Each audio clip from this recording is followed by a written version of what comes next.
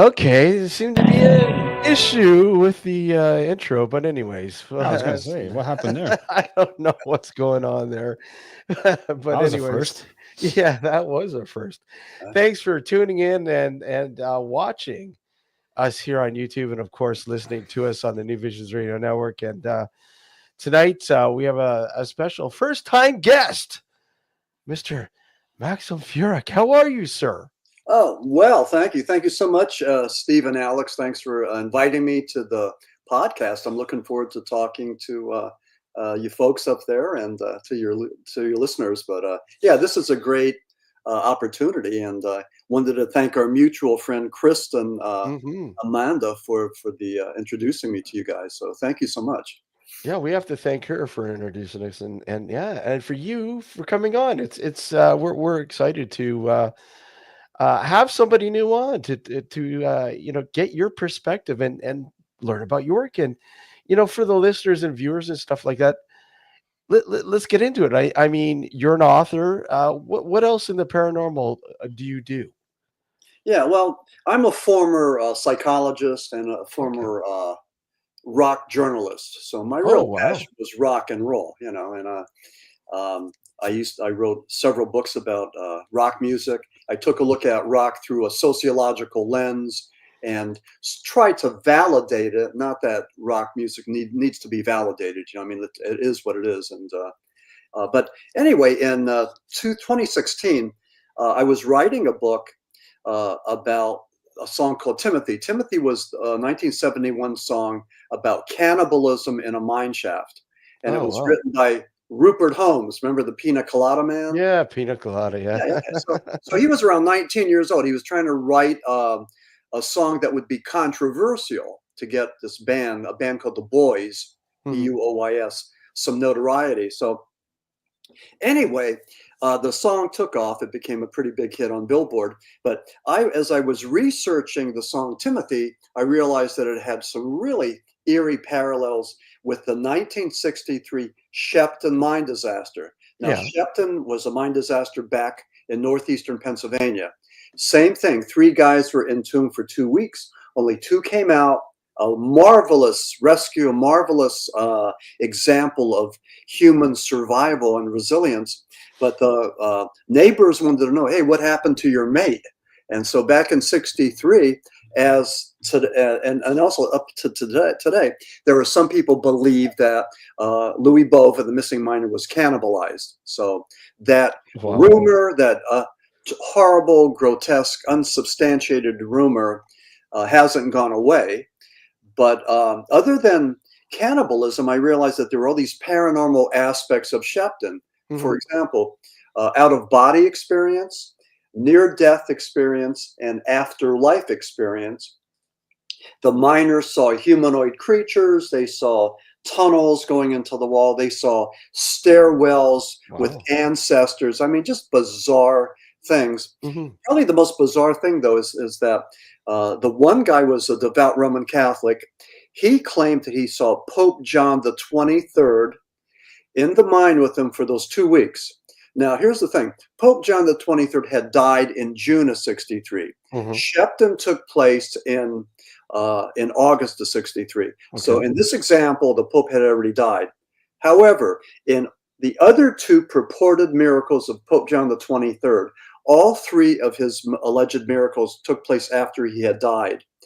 With all of the priests and brothers and sisters that I talked to help me make sense of this, because I'm not a theologian, I'm really not a religious guy, but I said, how does this work?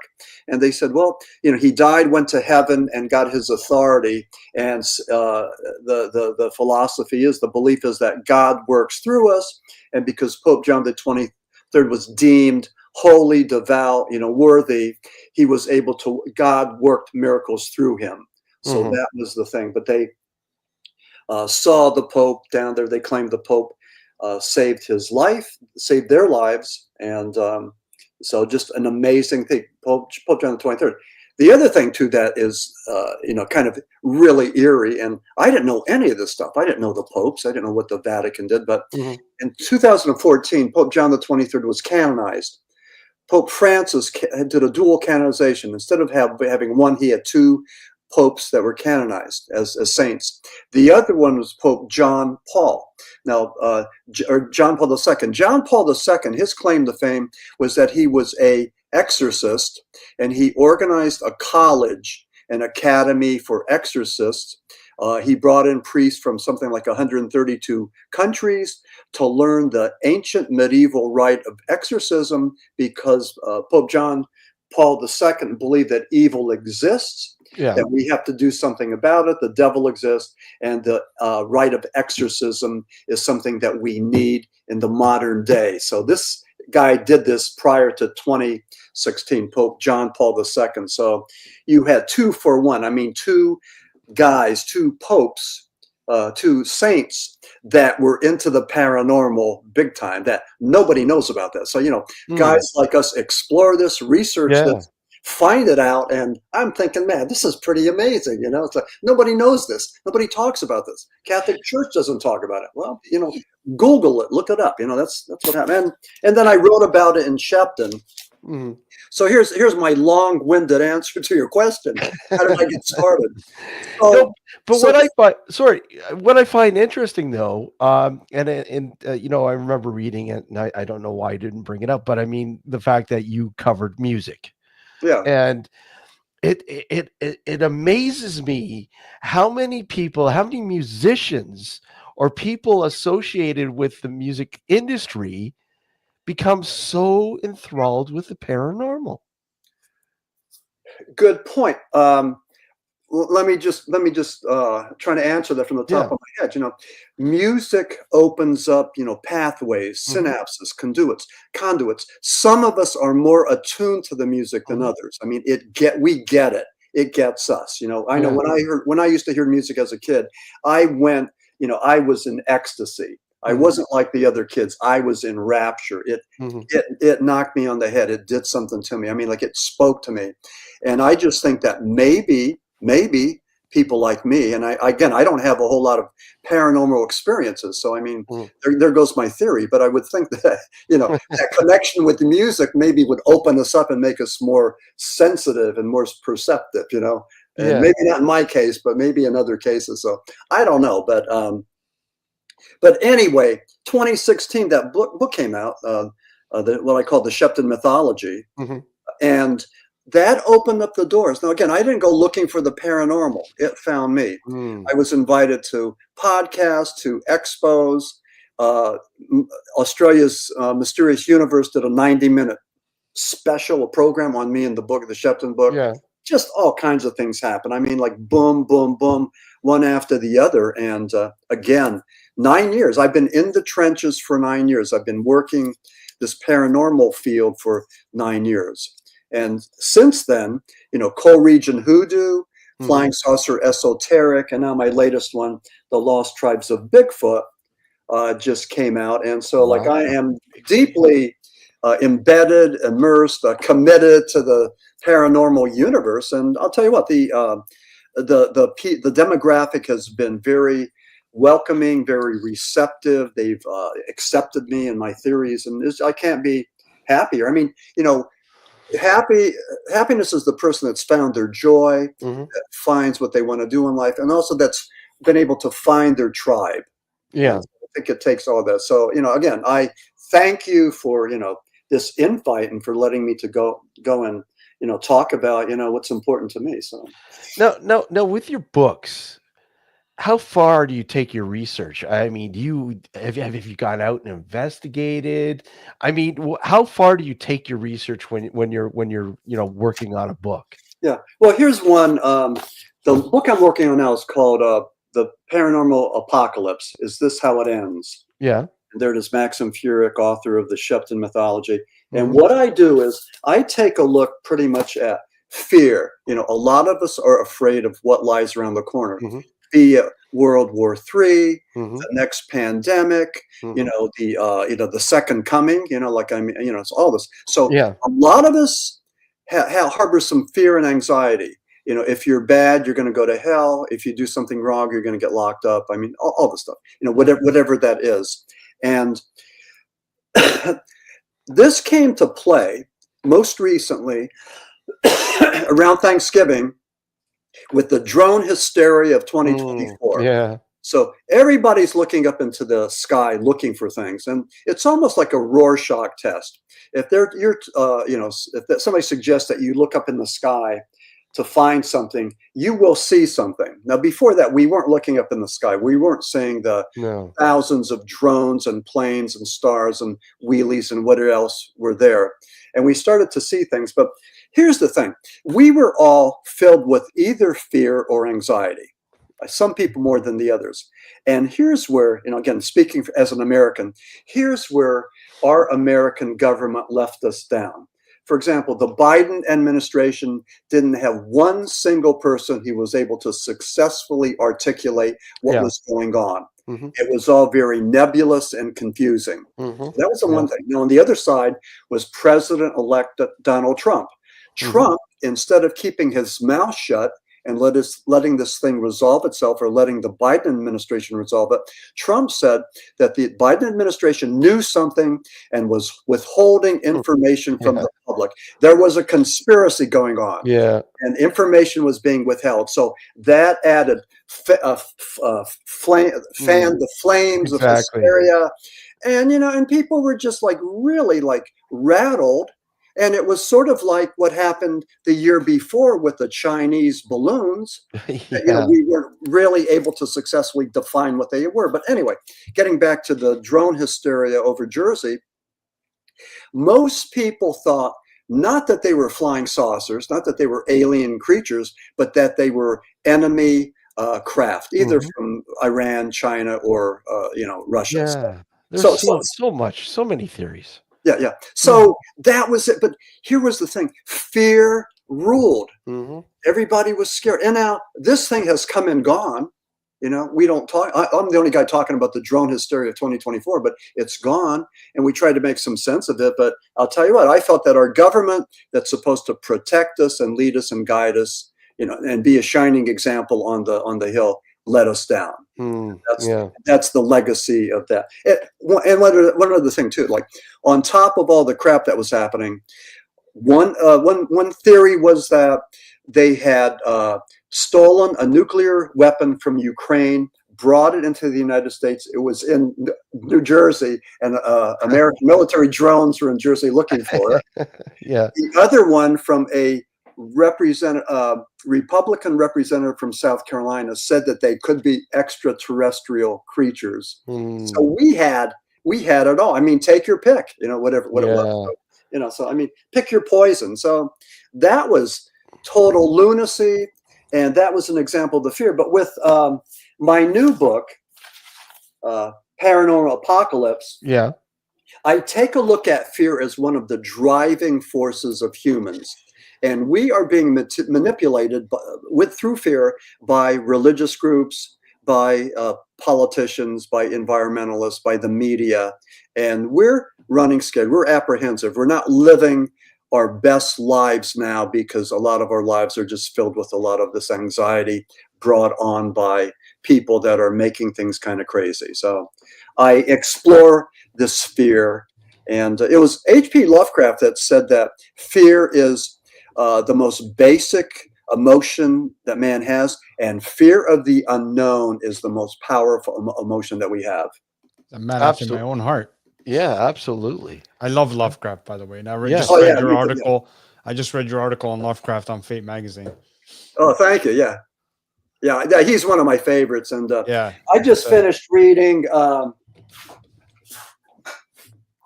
And this is a love story, but for your listeners, it's called One Who Walked Alone. And this is by Noveline Price Ellis. And that was Robert E. Howard, Conan's creator, Robert E. Howard's girlfriend. And so she had a diary, and it's been turned into a movie called The Whole Wide World with Renee Zellweger. That's on the cover there. But you could see this for free on YouTube, The Whole Wide World. But anyway, it talks about Robert E. Howard, and I couldn't wait to read this just to find out more about him. But anyway, Robert E. Howard and H.P. Lovecraft were pen pals. Lovecraft wrote thousands of letters. He was very prolific, and he wrote letters to people such as Robert E. Howard, who lived in Texas and who created the Conan adventures, which is, man, if you get a chance to read some of that, just what a sweet, go back into your nostalgic childhood days, the sword and the monster and, God. I used to love Conan. Yeah. I used to love Conan. He also wrote to Mary Shelley, did he not? He did what now? Mary Shelley. Did he not also correspond with Mary Shelley? Oh, he might have. I don't know. I know that he corresponded with a lot of people like and that's kind of, if I understood it correctly, it's kind of how the mythos kind of began, in a sense, where he would write his ideas and they would help contribute, and it just sort of fostered from there. Yeah. And with Lovecraft, with his Necronomicon and everything, it was other people that created those mythos and made them larger and just amazing stuff. It's an incredible universe there. Oh, it's an amazing universe. Yeah. So, so many people, it's like, oh, how do I understand it all? It's just so, it varies. It's so ever expanding, like the universe. It's just wow. And also for your listeners, if I may, if you're not reading, you need to pick up a book and read. It's the most wonderful, magical, meditative, inspirational pill that you can take. I mean, if you're not reading, you are missing out on a lot. I mean, you need to be reading a book, and absolutely, it's a time machine taking you to places that you could never go to. So I mean, I don't know, without reading some of these books, you just go, I just don't understand how life would be just so boring. Yeah. Well, I go to a lot of book. Yes. Okay. Yeah. Very good. Okay. Now he's pulling the books out. Look at. Yeah, I'm pulling the books out. I don't want to bore you. I have a whole library filled with them. Yeah. So do I. Yeah. And one thing about Lovecraft too, as you read in my Fate article, was that people like Eric von Daniken ripped him off. When it was Lovecraft that talked about these ancient ones that came here and had the civilizations and came back and did all that stuff, and Eric von Daniken, plagiarized every single person he could and admitted that. But people, which is the amazing thing is that a lot of people enjoyed and embraced that pseudoscience rather than the real science. They love the pseudoscience. Yeah. I mean, go explain that one to me, if you would. But somebody like Eric von Daniken never should have been as successful as he was, but he was. He was able to repackage it and sell it. And, I mean, the pseudoscience I could kind of see, because I mean, it's like pseudoscience. There doesn't seem to be boundaries. Yeah. And you don't know where it could go. Whereas science, it seems slow and sluggish, and it has its boundaries. Sure, it has its theories, but I mean, it discounts outside the borders because the boundaries, because it doesn't understand it currently. Yeah, and if we could pursue this just a bit further, sure. With science, I mean, how many of us understand Einstein's theory of relativity, or the wormhole theory, the string theory, any of those things that are there on paper, they're there to be read and understood. And a lot of these so-called researchers are giving us new and improved theories. So instead of figuring out the old stuff that's there, they're going out here with something that's new and abstract that they can't figure out this thing. So they're going up here. So this is making things even more confused. So it's almost like that, because I don't understand this, I'll go and explain this new thing that I'm making up. So it's like a false, plastic, whatever. It's, it's just one of the things that we deal with in the field, as well as the hoaxers that we'll be talking about. Yeah. I mean, a lot of people looked at these theories as springboards, right? And now, as you mentioned, a lot of them have been improved, and some of them have, I don't want to say discounted, but kind of corrected now, because but we have to understand, Einstein had a great mind, Yeah. But I mean, and he was years ahead of his time.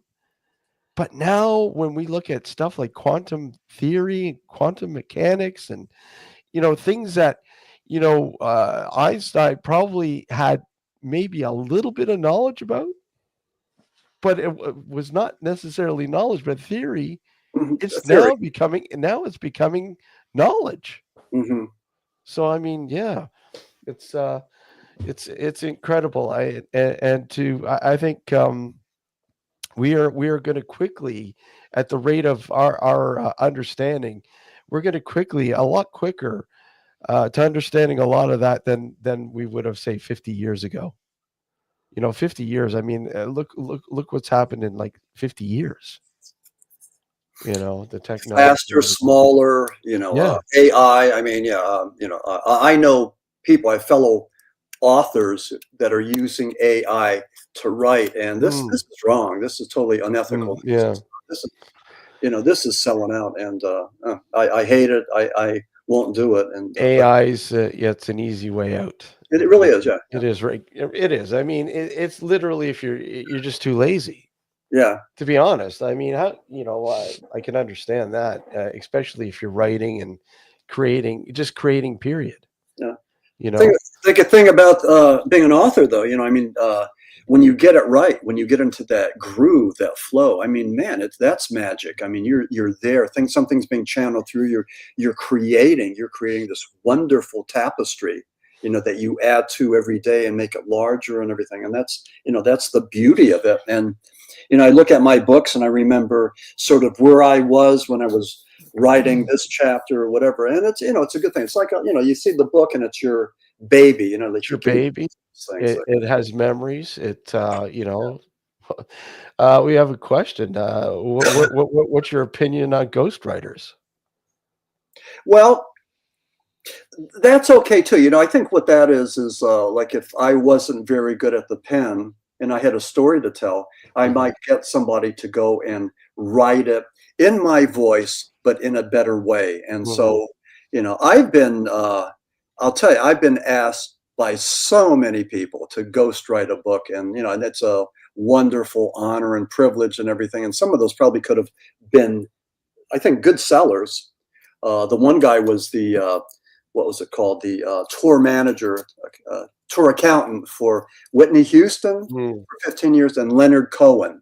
Yeah. And in between, he did Mary J. Blige and Joe Cocker and Metallica, Megadeth, all these groups. But anyway, Wade Perry. And Wade asked me to write his story, his biography. Yeah. And I said, Wade, I mean, I'm just, doing my own thing. And Wade, unfortunately, didn't have much to give me. He didn't even have a table of contents. So, that was going to be work. So, but I said no. But I mean, that's okay. There's ghostwriters out there that will write your book in your voice, and there's nothing wrong with that. She said, I think we should have you on for a full show just to talk about music. Oh, let's talk about music, yeah. So, okay. All your books are available across the board, pretty much. Amazon, the usual places? Yeah, they are. And I just want to say this, because I say this in every podcast, but you listen, you could go on Amazon and you could buy the books there and give Jeff Bezos, Jeff the billionaire with the B, give him more money. Yeah. Or, you could support local libraries and bookstores. Or if you want to get an autographed copy of my books, jump on my website and contact me, and we'll work a deal. I'll pay for shipping and all this, and I'll give you an autographed copy. I mean, of course, I can't beat Amazon because it's all that's rigged. But I encourage your listeners to support local independent bookstores while they're still there, and libraries and authors like me, because we need your help. We need your support. That's as simple as that. It's us versus that corporate giant. It's little David versus Goliath. So how else can we phrase it? I will be contacting you, by the way. I do want to pick up your first book. Oh, wonderful. Okay. I do want to pick up your first book. Okay. So, yeah. So yeah. So okay, so let's move along with the. I mean, you really wanted to talk about the infiltration of people who are hoaxing within the, not only the cryptozoology community, but the paranormal. And what sort of angle do you mean by hoaxing? Yeah. Well, in the Lost Tribes of Bigfoot, and by the way, you mentioned that rock journalism thing. There I am Yeah. back in the day. That's in Greenwich Village. That's at Club Wa. I don't know if you could see that. Yeah. Trying to look hip, you know. Oh, Trying to look Canadian there. So. But in Lost Tribes of Bigfoot, I have 3 chapters about the hoaxers, and in the cryptozoology field, the hoaxers were rampant. I mean, front, left, and center. You know, some of these guys were cryptozoologists who got scammed, and so I just wanted to write about this, explain it, and talk about why hoaxers do this. So, first of all, the reason why they do it, it's obvious. I mean, some of them do it for their 15 minutes of fame, because I would imagine that they don't have much going for them as far as creativity and work ethic. And so they do something that's a hoax that's going to give them, you know, some notoriety for a short time. So that's that infamy, or notoriety rather. Some of them, there's a financial gain for some of them if they play it right. For some of them, it's a game. If they could go and pull the wool over our eyes, play a game with us, like, here's something that I did, you prove that I didn't do it. And people like Jack the Ripper were good at playing that game. You know, catch me if you can. That's what he said. The Zodiac Killer was another one that did that. So there were a number of these serial killers that did the same thing. They would leave clues and try to have Scotland Yard or whoever, you know, find out who they were. So a lot of this is a game. It's a sick game. But my beef with them, and I'm really upset about, you know, these hoaxers, is that they are disingenuous. They set back the cryptozoology and the UFO community back decades, and we have enough problems with legitimacy and credibility, you know, with our own ranks, with the public, and with the scientific community.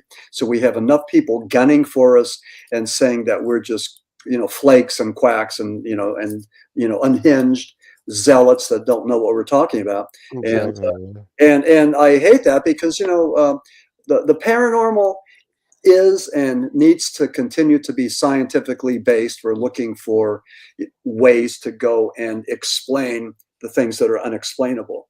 And many of these things are, you know, within the scientific realm, but we just haven't been able to go and label them, find them, you know, identify the, you know, the cause and effect. And that's the important thing right there. That's the important aspect. I mean, people have to understand. Sure, a lot of this stuff lays without our current understanding through science, but it doesn't mean that slowly, piece by piece, these will start to, you know, be explained through science. We're not going to, some of it maybe not for years, but slowly it's coming together. Slowly, I have to say, very slowly, but slowly. Yeah, for sure. But again, I think that even people that go out looking for Sasquatch, I think they need to be more than just campfire boys. It's more than just sitting around that campfire and listening for the wood knocks and the hoots and all that. You know, it's learning more about the scientific thing. It's also being an advocate for the environment, which is what the British Columbia, the Sasquatch, coastal tribes talked about. You know, so I mean, I think the Sasquatch community should be the loudest voice for the environment. Preserve the environment. It's going to church. It's looking to the face of God. It's the most wonderful thing we can do. So, you know, they should be the advocates for that. And I'm not hearing a whole lot of that. I'm not hearing a whole lot of that energy and excitement within that community. And so again, I don't want to go to war with those folks, because I have enough of that group that views people like me in a negative way. You know, being I'm more into, they call us woo and or Dr. Woo, and only because I say, if it's not flesh and blood, what is it? Well, if it's not flesh and blood, if we can't find that body and find the DNA And every single bit of DNA that we've already discovered, whether in the Himalayas or in the Pacific Northwest, has been from a black bear or something else. I mean, we haven't had any Bigfoot DNA that I know of. That you know, I think that you know, because we haven't found that, or found the body, then I say, if it's not flesh and blood, then what is it? And you look at what we have, what's available, what are the possibilities? Well, maybe I think it could be interdimensional. That maybe it's a thing that shapeshifts in between dimensions through some kind of a portal, and that's why we see it and we don't. Why it is what they call bilocation, where it's a rapid transport, where it's in front of us and then behind us. And a lot of talk about people that have shot at Bigfoot, and the Bigfoot is impervious to the shots. You know, the fact that it disappears and it's behind you, you know, it just shows that there's some sort of a paranormal aspect to Bigfoot, that it's more than just a flesh and blood, but it has another kind of characteristic. And again, what that is, we don't know. But excuse me, I have a wicked cold. I know how you feel. In Western Pennsylvania, in Chestnut Ridge, and Alex, the latest issue of Fate magazine has my article about Chestnut Ridge in Western Pennsylvania. That is an epicenter for Bigfoot and UFO sightings. And there's a guy there named Stan Gordon who keeps a tally of all these things that we see, and just has been able to document this. Like, it's just amazing, or the archives that we have there. So it's all pretty good stuff. I mean, some of it is kind of boring, because, you know, it just talks about these people that going out to the barn at 6 o'clock at night and they see this hairy thing and maybe some orbs, and then another one, you know, going to feed their cow, and there it is, there's something else. So that's what he writes about. But with my personal experience in my backyard, I'm from northeastern Pennsylvania. My neighbor saw 2 Bigfoot at a cemetery. One was cinnamon colored, one was black, one was larger than the other, and they just looked at him, and then they walked away, like they were curious, but not like they were afraid. And another case was with a law enforcement officer went to check on this elderly man who was out to let his dog out for a leak, 11 o'clock at night, and he saw this 12-foot thing. But the man said he wasn't afraid because the Bigfoot had kind eyes. It had kind eyes. And that's what he remembered. So it seems like in so many of these Bigfoot encounters or sightings, Bigfoot is not hostile. It's not aggressive. It just seems to be something that stays away from us or looks at us. Even with Patty, the Patterson-Gimlin film, you know, Patty just looked at Patterson and then kept on walking. Yeah. Obviously, the stigma is, you know, humans, you know, like tangibility. Humans love, it has to be physical. It has to be something we can, you know, understand through our sensory system. Right. And if it lives outside that sensory system, it, you know, to many, it doesn't exist.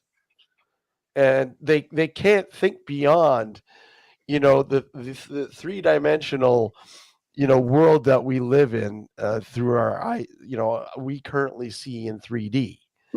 I mean, we can't understand 4D. You know, our brains currently can't understand it.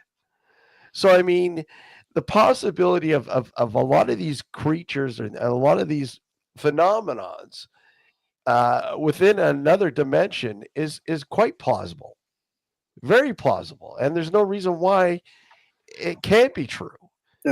But again, the research, it just, you know, of course, people are going to be skeptical about it, and rightfully so. You have to be skeptical.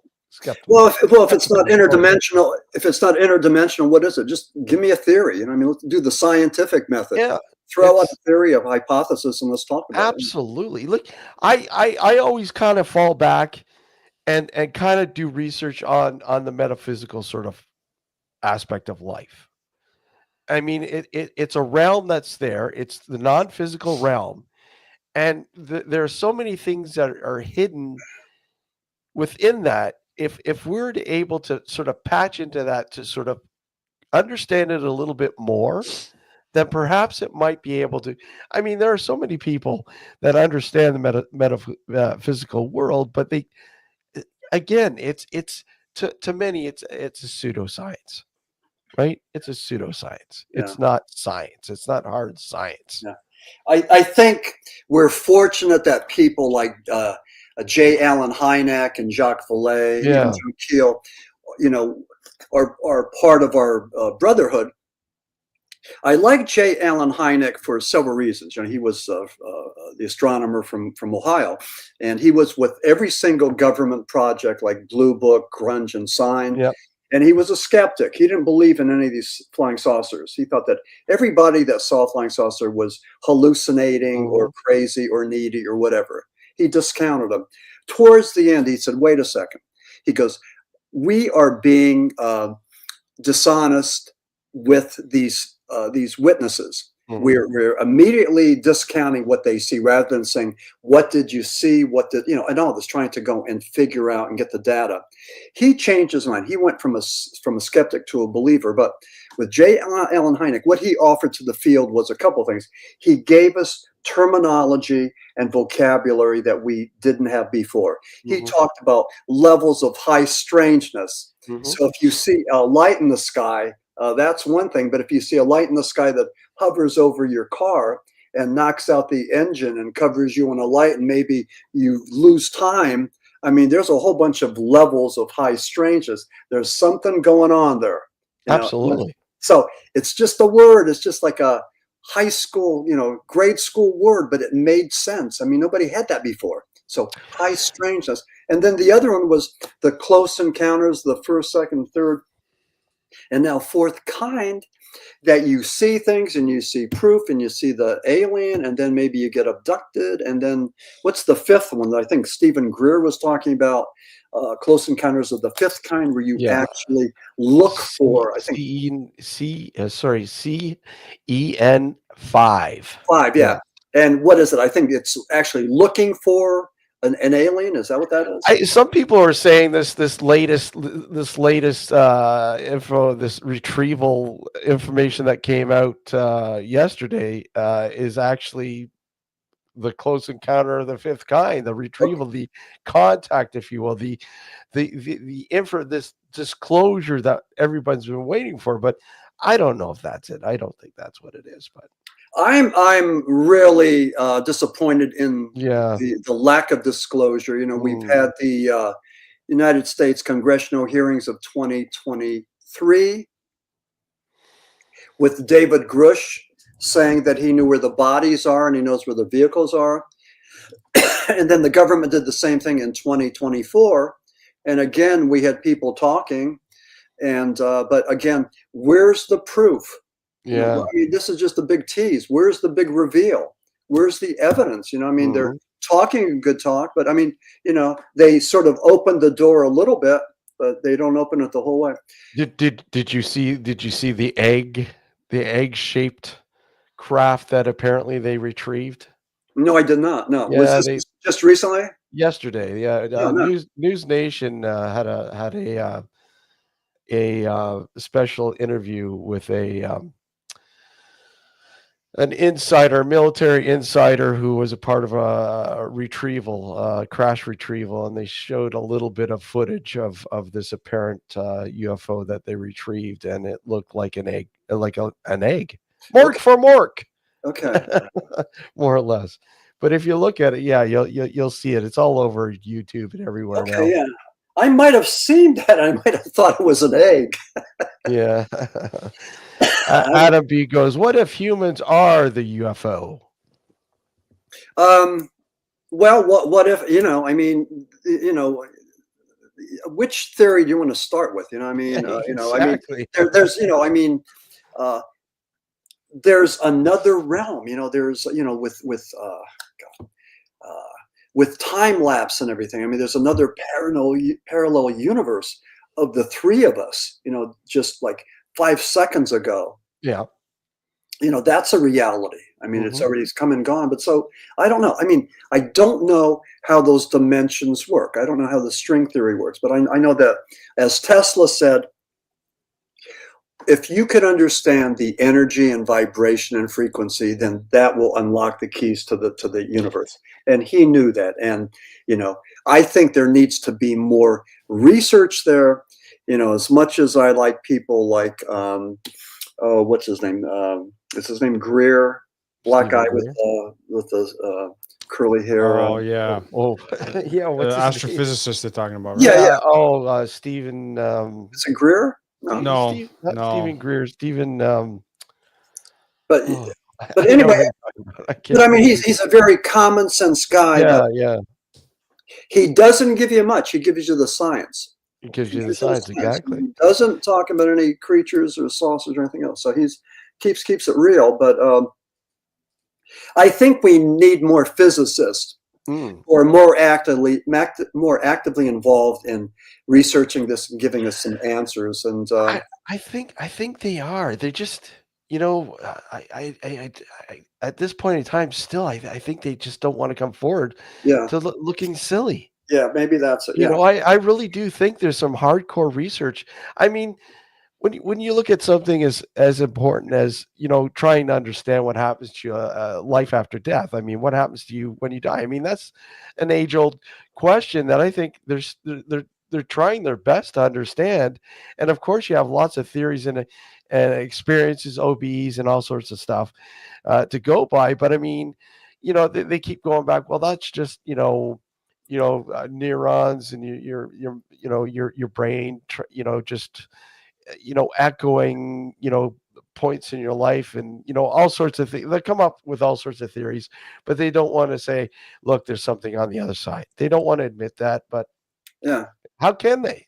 Nobody knows. Nobody knows, and that's the big question. By the way, it's Neil deGrasse Tyson.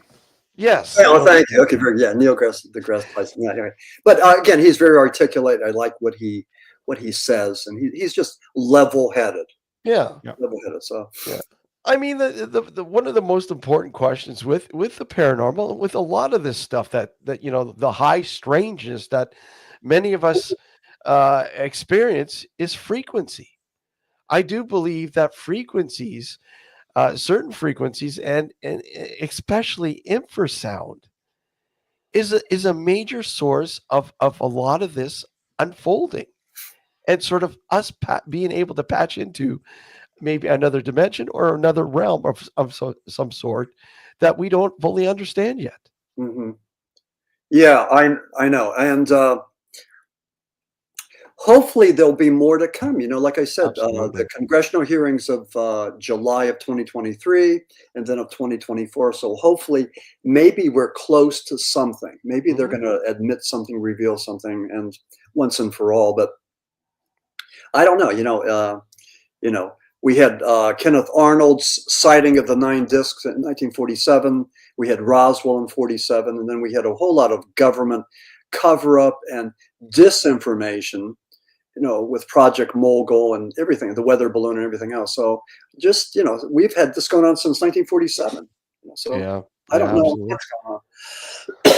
Grush, David Grush in 2023 claimed that Mussolini, in the 30s, Mussolini captured a flying saucer, gave it to the Vatican, and the Vatican gave it to the United States.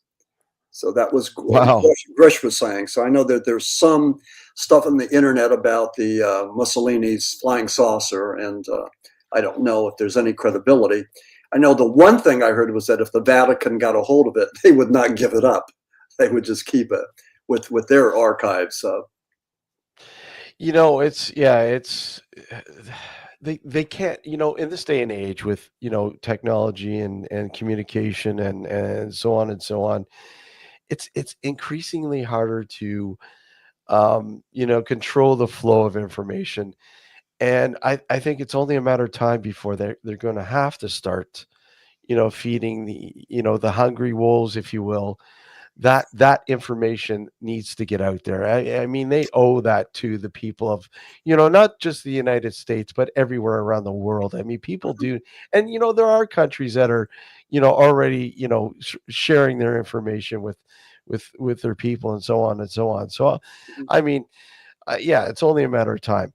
But an hour's come up, pretty much. So, Maxim, just get all your information out there, and any last words you'd like to part with, because we would certainly love to have you back on the show. Yeah, absolutely. Yeah, let's do that. Well, just first of all, again, I can't thank you enough for letting me just drink my hot tea and my green tea and and talk to you guys, and hopefully your listeners found it of interest, and if they do, my books include Shepton, The Myth, Miracle, and Music. That was the first one. And then Co-Region Hoodoo, Paranormal Tales from Inside the Pit, where I have my interviews with Ed and Lorraine Warren, the demonologists from The Conjuring, and a bunch of other things. So Co-Region Hoodoo is a really, really good seller. Flying Saucer Esoteric, if you're into the saucers. And then the latest one, The Lost Tribes of Bigfoot. So, there's my website, maximfurek.com. If anybody's interested in contacting me, please do so through the website and we could chat. And again, I'm looking forward to talking some of the your listeners and, and maybe continuing the, this conversation. Absolutely. We would love to have you back on. Absolutely. Okay, for sure, yeah. That'd be great. And I got all the information on the show page, and I've shared it in the chat once again. Let me just put it out there for people in case they didn't catch it. And there we go. It's a chat. Do follow that link to look for more information on Maxim and his book, and so on and so on. I want to thank you again for coming on, Maximum, and would love to have you back on in the near future. Yeah, this was very nice. So thank you so much for your hospitality. And this is good, Steve and Alex. I appreciate it. So. Take care and have a good evening. Take care. Okay. You too. Take care. Good night. Great. Wow. First time on the show. I must say, I really, really enjoyed having Maximum on. I wish he was able to stay for a couple hours. That'd be great. But maybe next time. Now our listeners have to listen to us rant. That's fine. They're used to it. That's fine. Well, we'll take a short break here for the New Visions Radio Network. But when we come back, maybe we'll open up things. And if you guys want to pop in and you have a question or two or something, by all means, we'll do that. All right. You're listening to us on the New Visions Radio Network, and of course, watching us here on our YouTube channel. We'll be right back. Don't go anywhere. Once again, you're watching and listening to Nocturnal Frequency Radio. We'll be right back.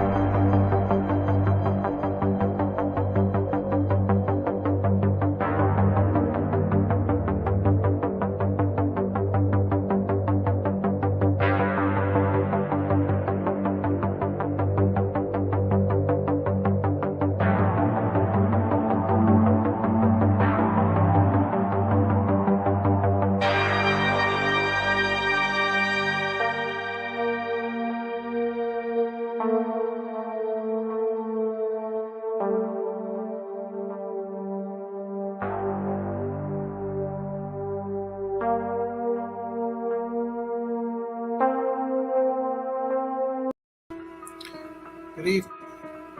I'm Richard Palmisano, the founder of the Searcher Group. It's a paranormal company, the oldest in Canada.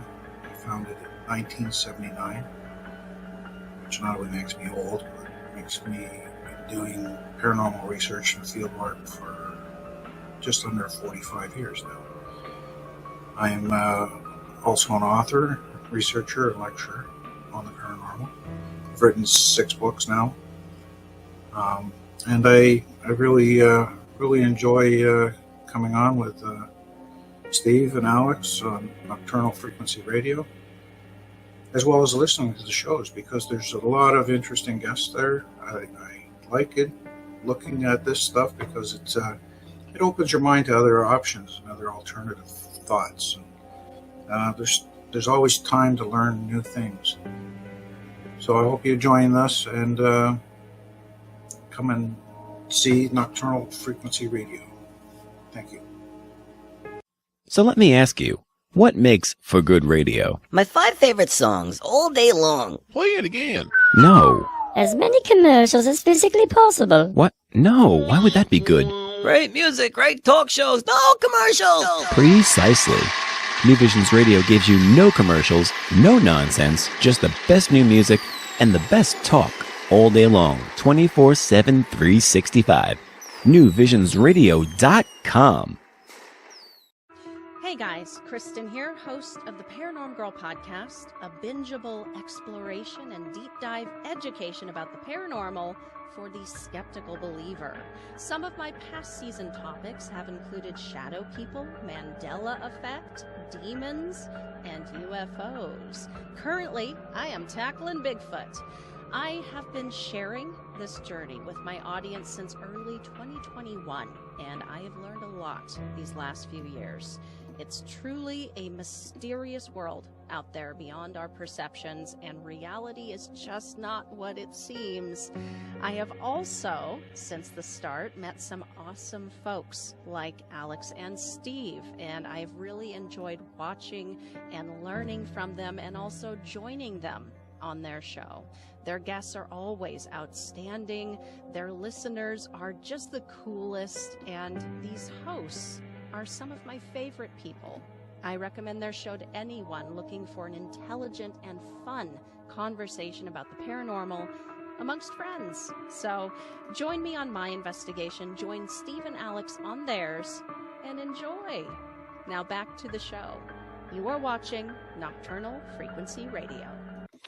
And that you are. Oh my God, that's scary. Oh, yeah. I see a full image of me. What the hell? Yeah, I know, that's scary. Well, yeah, we're back. Thanks for tuning in on the New Visions Radio Network, and of course here on YouTube. You're watching and listening to Nocturnal Frequency Radio. And hold on, just reading the chat. So there we go. Great guest in the first first hours. Too bad we couldn't have him on for the full show. Wealth of knowledge. I mean, you look at his books, and it varies. It's across the board. You know, not only did he cover music, I mean, extensively cover music, and then switch over to the paranormal.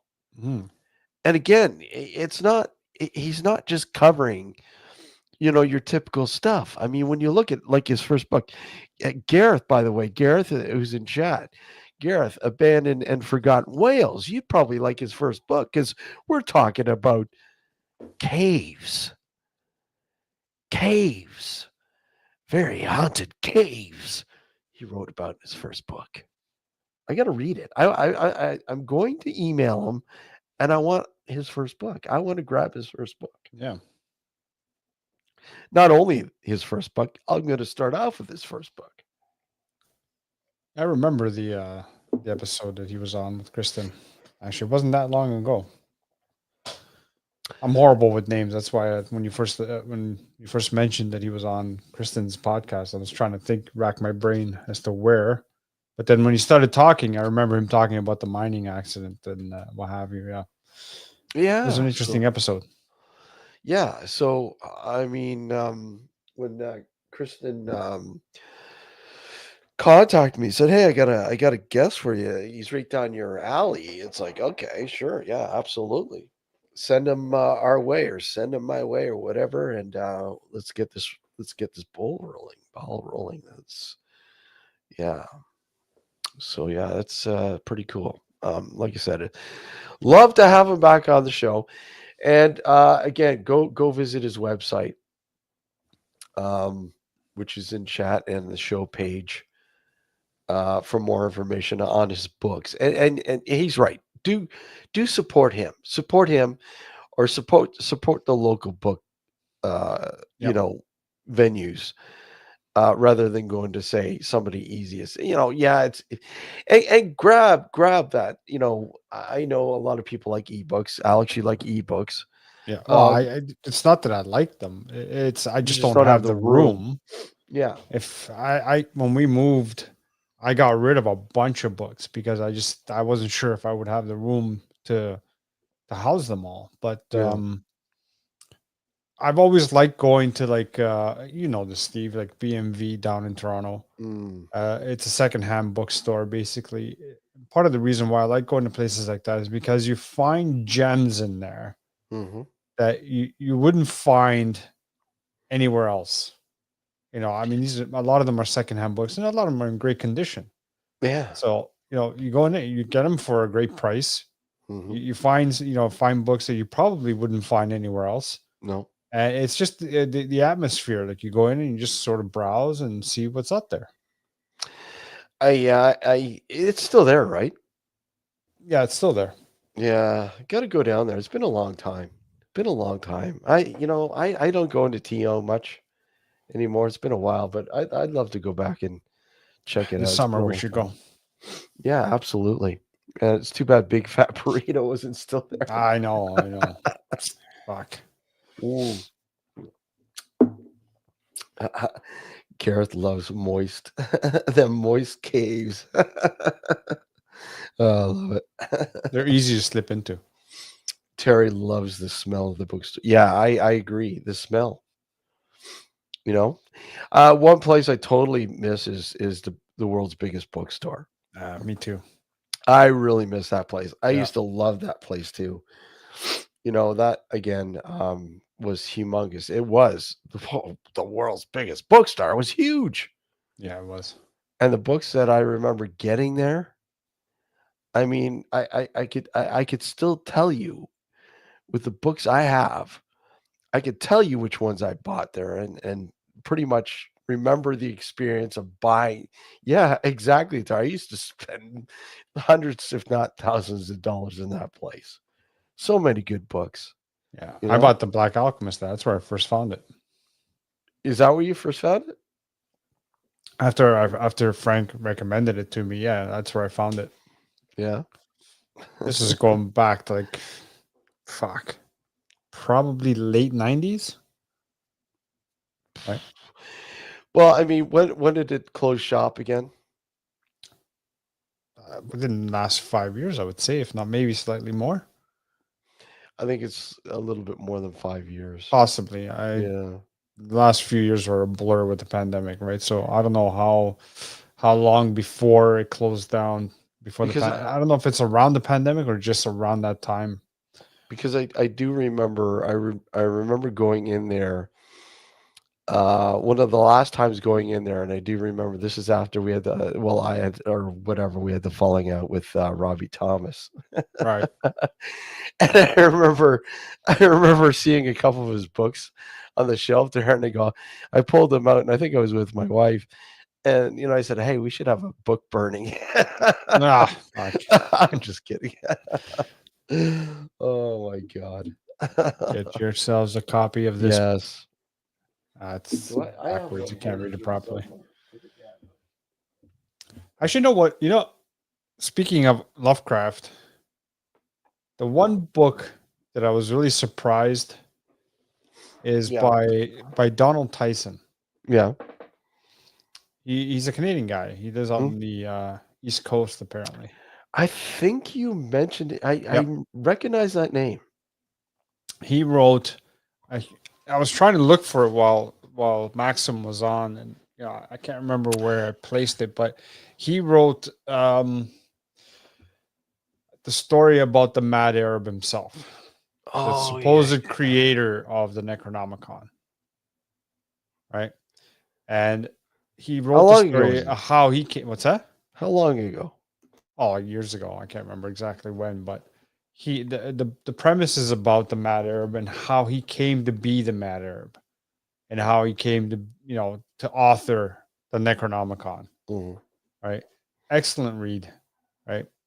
And he well, and this is the thing about Donald Tyson. I was looking a little bit into him, but he also wrote spell books based on the Necronomicon. Have we ever tried to reach out and have him on the show? I don't know if we have. I think I tried once and it didn't go anywhere, but we could always try again. Let's try again. Yeah. Sounds like it'd be interesting to have on the show. Definitely, yeah. I think it'd be worth it.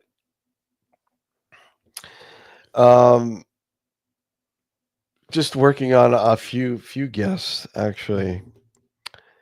Let me just see. Just haven't got the dates down yet, but our good friend Fred Anderson is going to be coming back. Nice. He just started working for BBC in Sweden, so that's pretty cool. We got to have Kristen back on too. We'll have Kristen back on, I'm sure. I'd like to have Matt and Steve Wills on to talk about this UFO disclosure too. I'd like to have that talk about that a little bit too.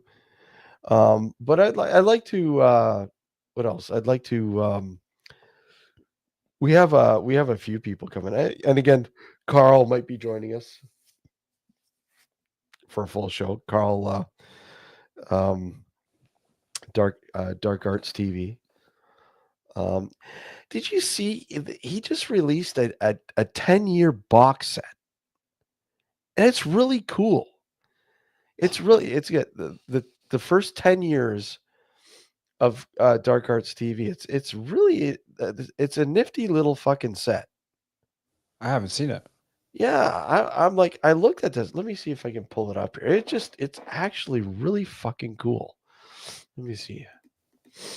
So I have to mute myself. I got the hiccups all of a sudden. Fuck. Let's see. Okay, hold on. Let me just where are we? Okay. If he's got any left, I don't know. I think they're all gone, but you may still have a picture of it. Where the hell is it? No. 3 more links. There we go. Here we go. Okay, so let me just merch. Oh. Okay. I'll share the screen so you guys can see it. It's actually really cool.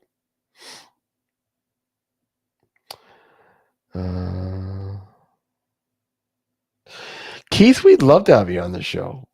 Both you and Gareth, man. You gotta have Gareth on too. Gareth is pretty cool. Cool, interesting. I love Gareth's adventures. The mines, those are pretty neat. Yeah, Keith, we gotta have you on. Yeah, I know Noory. I agree with you, Terry. Terry doesn't like Noory. No, who does? Fair enough. Snorri. George Noory. So here it is here. And there's a set there, and it's all encased in wood. And it's got like I don't know if that's a plastic or a glass cover. And that wood piece at the bottom is a flash key with all the episodes. And inside there's a disc. Here, I'll show you this. There's pictures. It's really neat.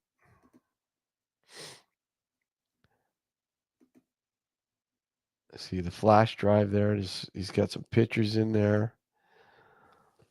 Some stickers, magnets. and a booklet. I mean that's pretty fancy. That's pretty fancy for, a YouTube channel. Mm-hmm. You know? Yeah, Coast to Coast was great. I mean, it sparked a lot of interest with a lot of things, and I I can't. used to listen to it all the time, man. I used to love it, man. When I worked at when I first started my, working my telecom journey back in late 90s, Yeah, like 98, 99, that around that time frame, I worked the first shift I worked out of training was 10. It was a part-time job at the time, but yeah. 10 to 3 in the morning. That was my shift. And 10 to then 3 in the eventually it morning. went from that to ending at 1 o'clock in the morning. Like I started earlier and it ended at 1. So when I ended at 1, on the way home, I would listen to Coast to Coast. And this is right around the time, Y2K, the Y2K Yeah. scare, right? The And how everybody Y2K. was up in arms about that. So, and it was a great listening, like, on the way home, you just listen to, Art Bell and Coast to Coast and all the interesting stuff and all the interesting guests he had on, not just obviously about the paranormal, but you name it. His topics varied extensively, right? Yeah. So it was awesome, like just being able to listen to that on the way home, even though the drive home was like half an hour, not even, right? But I would sometimes take, the scenic route just to take a bit longer to go home, because once I got accustomed to working that late, I couldn't just go home and go to sleep right away anyway. So Mhm. I would take my time and go around just so I could listen to more of the show. And it was awesome. It was great. I used to work the graveyard shift. Yeah. And I remember I worked in a place, there was only 2 of us that worked overnight. And we'd have the radio on and, listening to the radio over the intercom, whatever. Yeah. Yeah. And it was a creepy old place, man, that we used to work in. Creepy old place, an old place, just creepy old place. And, uh, you know, uh, I remember the guy when I first got to that store. The guy would he'd listen to he'd listen to Jim Richards on 1010. He'd listen to that show, and then right after Jim Richards, he'd throw on Art Bell, and I'm like, this is cool because I used to listen to it at the other place I was at. This is awesome, and we would listen to it all night long. I think I got on. I actually got on his caller. I got on the caller line. Oh yeah. One Yeah. time I called. And I got in and I got to ask a question to it was unfortunately it was George Noory at the time because Art was off sick. Do you remember that guy that used to do that show? Was on 640 in The in Spaceman? here. Yeah. Yeah. He passed Derek away. Bell. Derek Bell. Yeah. He passed away? He passed away, yeah. Holy fuck. He wasn't that old. Yeah, he passed away. I remember seeing somebody had posted it. I can't remember. It was on Facebook somewhere. Yeah, he passed away. His name was Derek Bell, wasn't it? Or what was Something it? Bell. It was something Bell. I can't Yeah. remember. Mike Bell or I can't remember. It was Yeah, something Bell as well. I know his last name was Bell because, Art Bell and this guy and, but he was a big,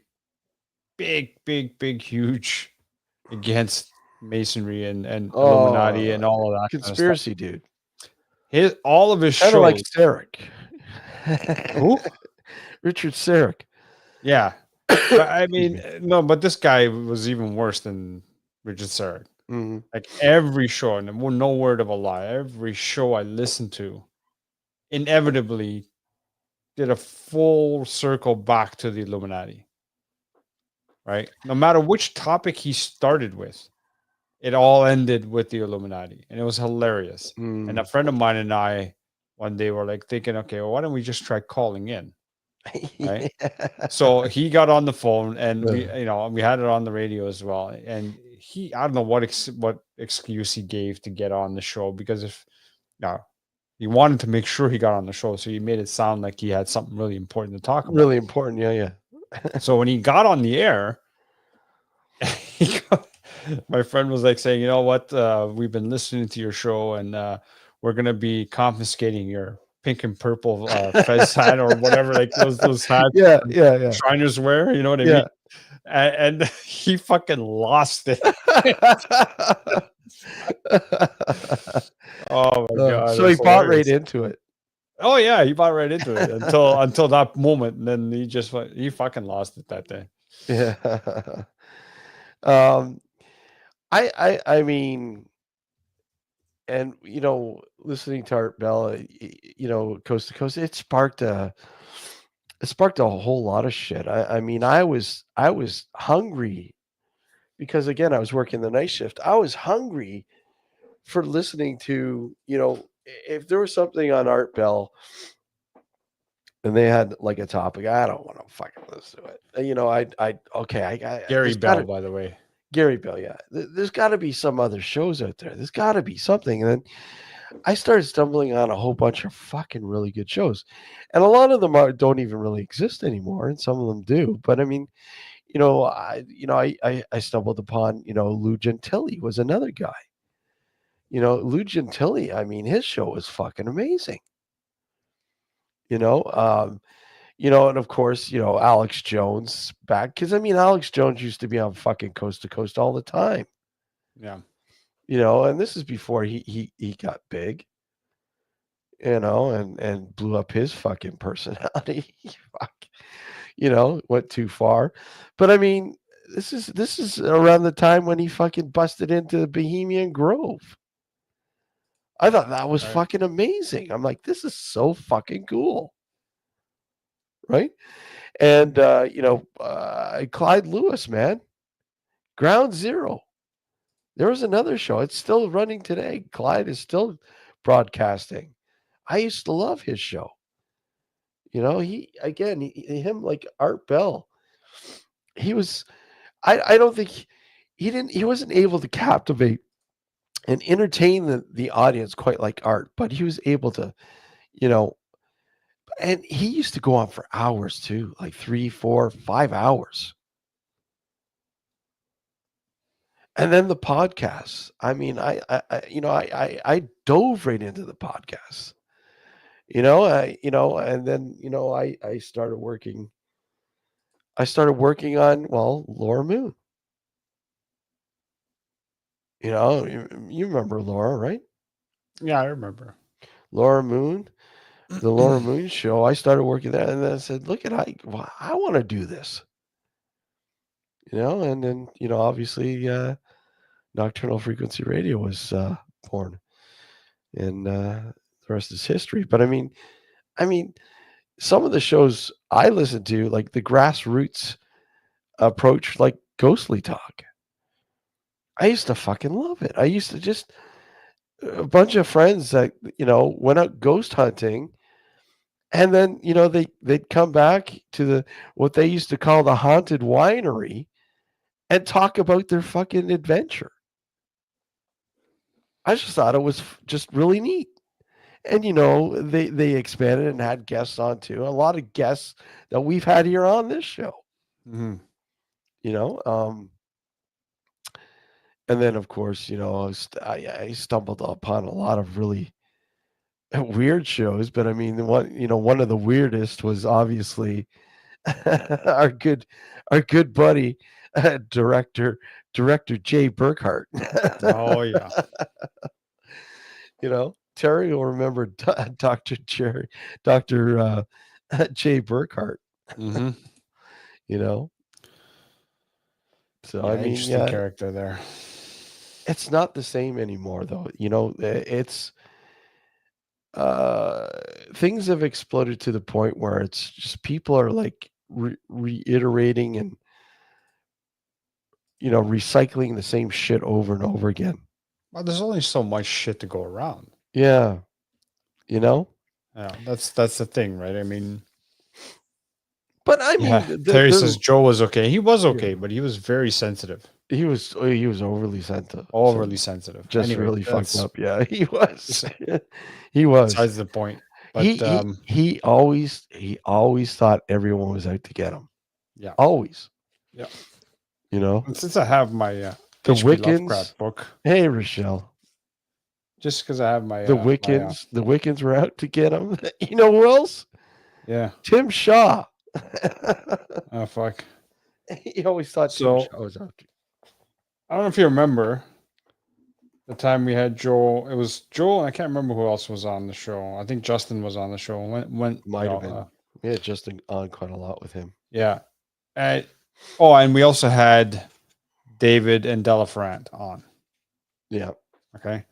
And I don't know how the conversation got. Cabal. Yeah. I don't know how the conversation got there, but he brought up. I remember Joe brought up the Dunwich Horror. Oh yeah. Remember that? Yeah, I do remember that. Yeah. And I piped in, obviously, because it's a Lovecraft. Hey, no plugs. Yeah. It's a Lovecraft story, and I knew that because I'm a Lovecraft, fan.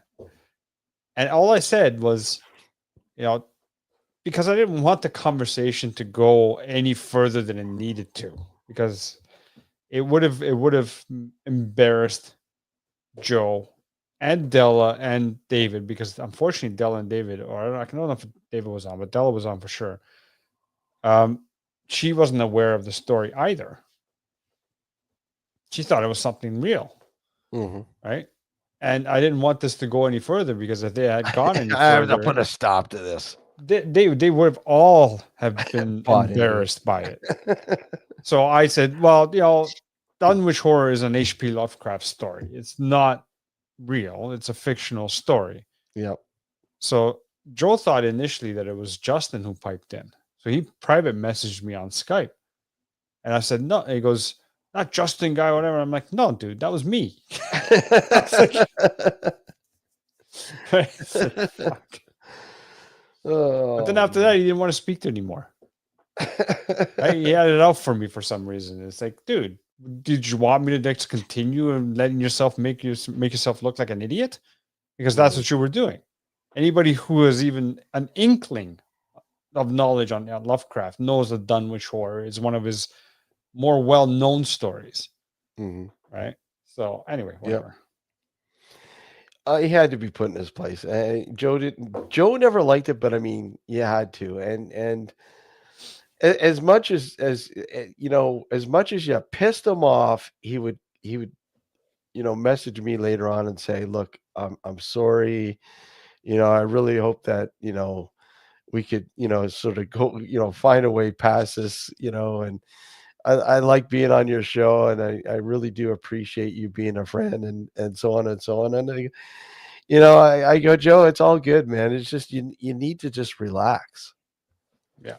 You just need to relax, because nobody's out to get you here. Nobody's out to get you. You're your own worst enemy. Yeah, he was his own worst enemy. He was. Hands down, he was his own worst enemy. He was his own worst enemy. Like, how do you? Okay, mind-boggling.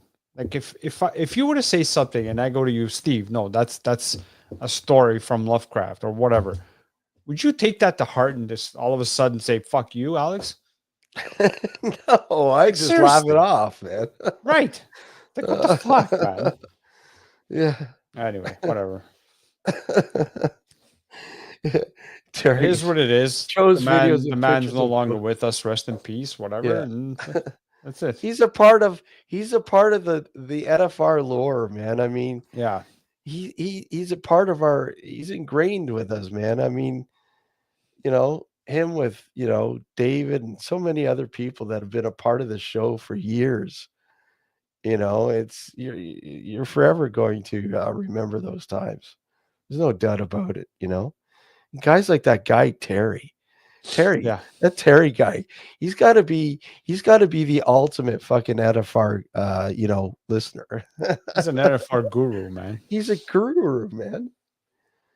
I mean, you want to know anything about fucking the show? Ask Terry; he'll tell you. Yeah. And I know he hasn't mentioned it yet, but I know he's looking for this guy. Yeah, there we go.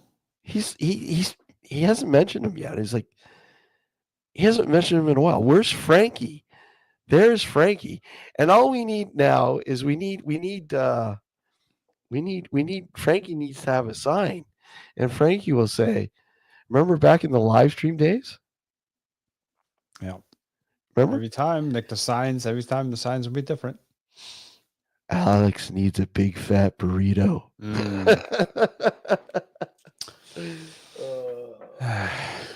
I miss that place, man. I know. Fuck. Who knows? We could have maybe, blasted that place out to the point where, hey, we could have brought it more extra fucking.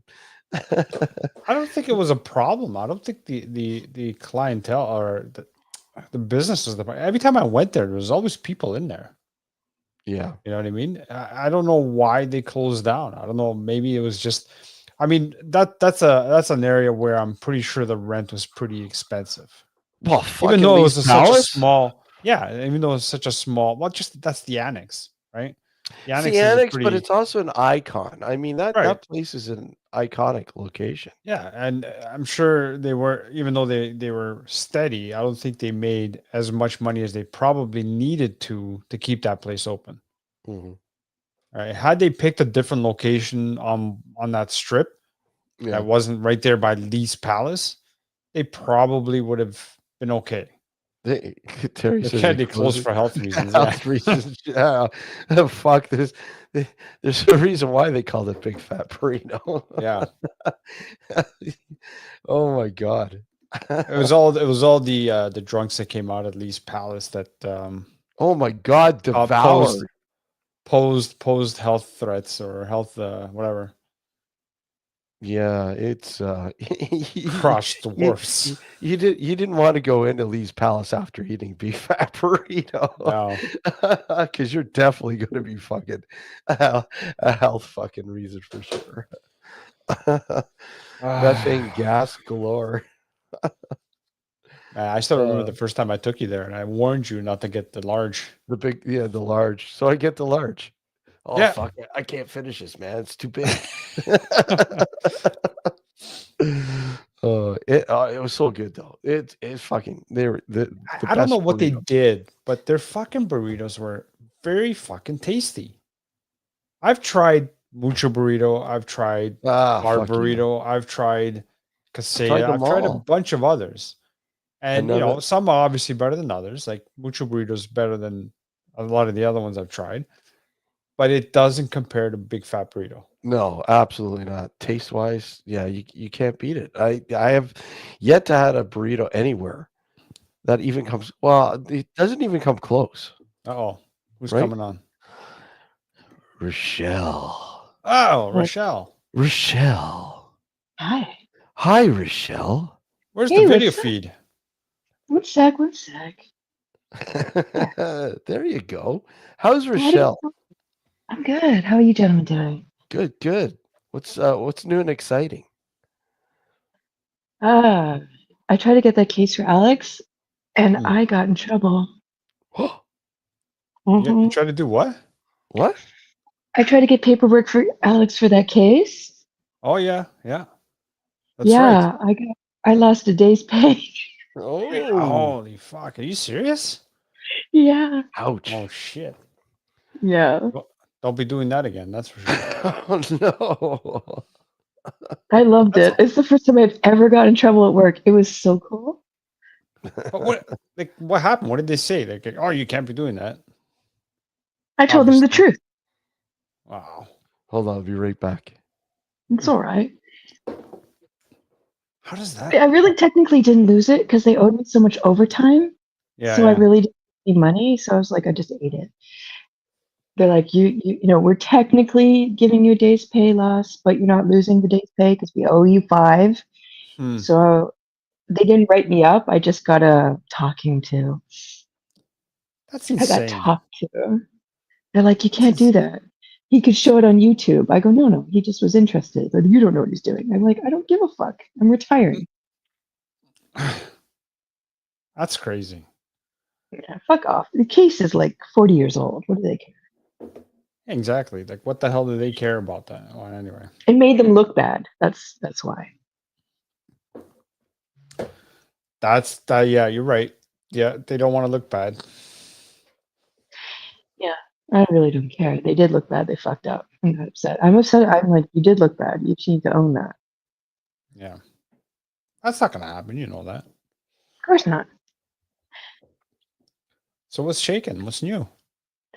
Very little. Other than I've been working on my channel, and I was working on some AI stuff. Max wrote that. But yeah, I've been just working on an outline for a book for myself. Nice. Yeah. Can you give us anything? Any hints about what the books are going to be about? I'll tell you privately when not here. All right. Fair enough. But yeah. And I was working on some AI stuff for like just my spicy Sunday. And because some kids have been K'ing themselves over like getting involved with these like personalities on AI in America. Yeah. And it was a case that we were working on, like one of the last ones that was in court. So I just went on to look at these like free AIs to see what was what. They are dirty as fuck. Wow. So I'm discussing them on my Spicy Sundays, and my friend texted me. He's like, ask him something in Japanese and then say it in Japanese. So I'm like, okay. So I said it in Japanese, and my chat went oh,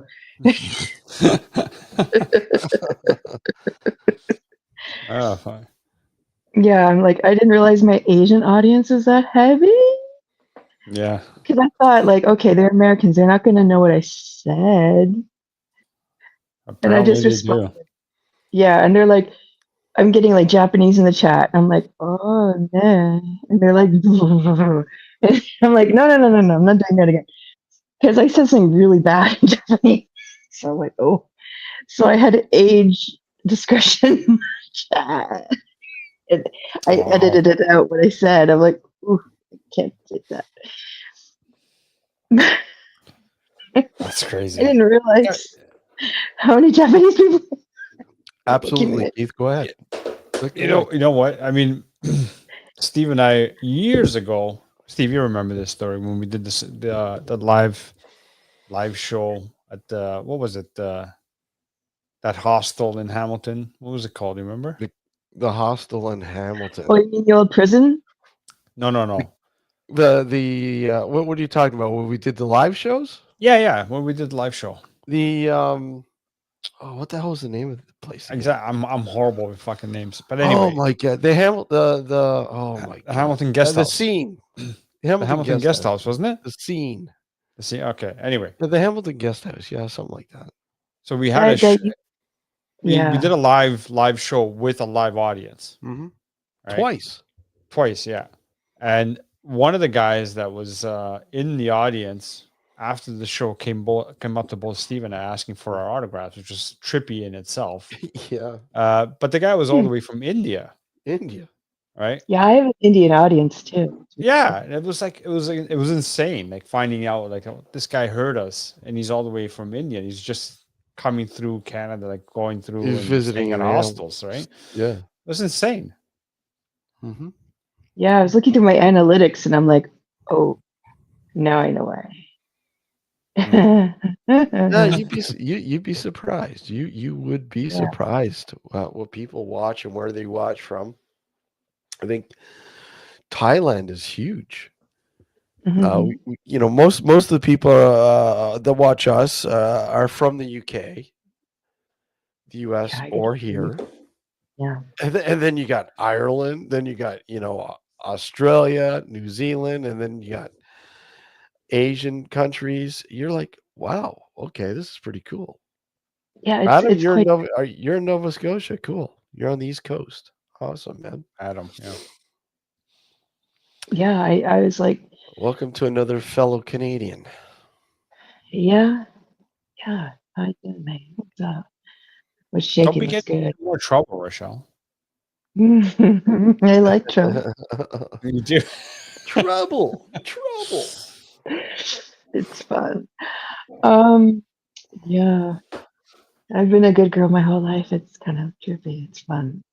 Ooh, Yeah. hurt me, Sometimes you Daddy. just have to spice things up a little, right? Yeah. Yeah. Yeah. I think I'm gonna spend my, Steve gets in trouble all the time. Oh man, I not can't like tell you me. how many times. I can't tell you how many times I get in trouble. Oh Steve, we my gotta God. we gotta go. We gotta head back to the woodlot. Are you being serious? You know how cold it is outside? No, not now. I'm like, are you new? Were you born in the sun? What's wrong with you? No, we gotta go back. Didn't you say we needed to film some more stuff? We do, yeah. We have to finish off the final episode. Yeah. Yeah, the best time to catch them is early spring because they're not going to do dick until that ground thaws up. Yeah. No, I don't think we'll be in there in the spring. It's not the same in the spring. We tried that. Yeah. We tried shooting in the spring. It's just not the same. The only cool thing about that place in the spring is the frogs and the noise they make at dusk. It is so cool, and that's it. This is all right to me. If it sounds like Camp Crystal Lake, Friday the 13th, and some fucking crazy fucking hooded redneck's gonna come out of nowhere with a fucking hatchet. With an axe, you know. But the last episode of the Woodlot, the secrets will be revealed. Ooh, The secrets will be revealed. They will be revealed. Scary. That's part of the reason why I started drinking again. Yeah. What? No, the secrets. The secrets. The secrets are scary. The secrets have driven us to drive to drink. Today, my fucking life drove me to drink. It was just too embarrassing. I'm like, no, I can't do this sober. No. That place is a crazy place, man. It's just insane. Yeah, it was bad. It was embarrassing. I had to read stuff. I was like, no. I need liquor for this. What? Liquor? What? I needed wine. I needed Karen a couple glasses of wine to calm down. I was like, oh, no. Yeah, you'd be surprised what people ask for in the chat. It's just...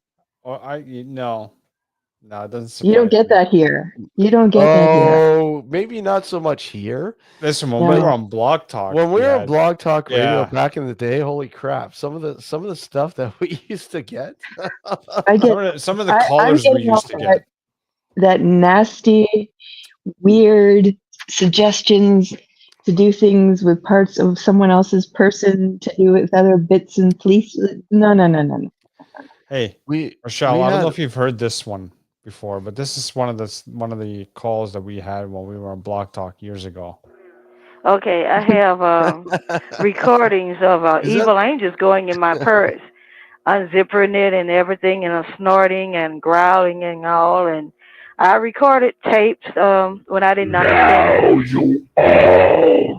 Okay, when I didn't understand the strange things that were going on in my house.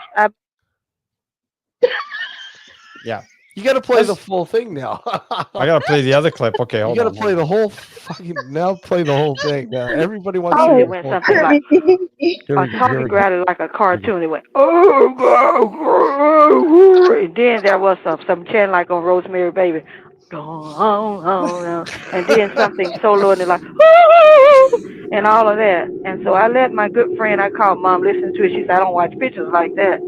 And so I've been recording down through the years, various recordings. I accidentally recorded them walking along beside me, and they was breathing like that, and walking. Yeah, that's nothing. That's one of the more notable. One, two. It's like the count. Yeah. It says, Yeah. I've met some pretty. Look, I've had to deal. I've had to met. Some, I've had to interview some pretty crazy people, and basically the response is, "Oh, okay, tell me more about it." All right, that's nice. Does Elvis talk to you? Yeah, So you exactly. have the benefit of not seeing these people. Like they're not in your space, right? This is the radio. You have that benefit of distance. I still made it interesting. It was funny as hell. Oh yeah, it was entertaining. It was entertaining. Yeah, that's just fun. I mean, like that sounds great.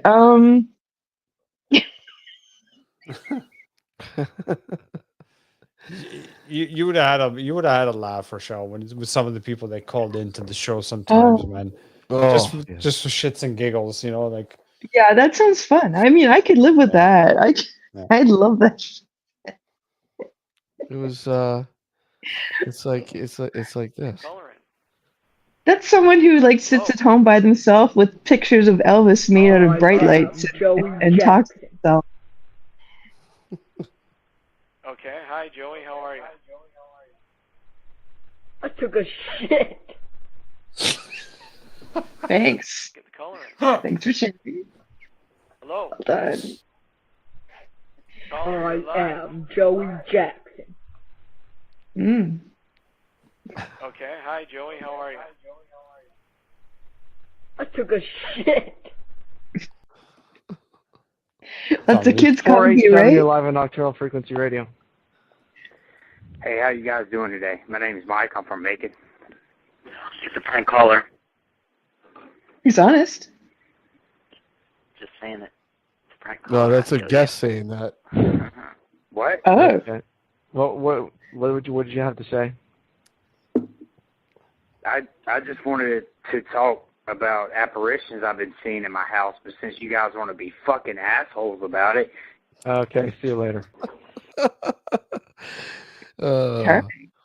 Yeah, we've had some interesting calls over the years. Your guests have been kind of like the guests online, right? Like how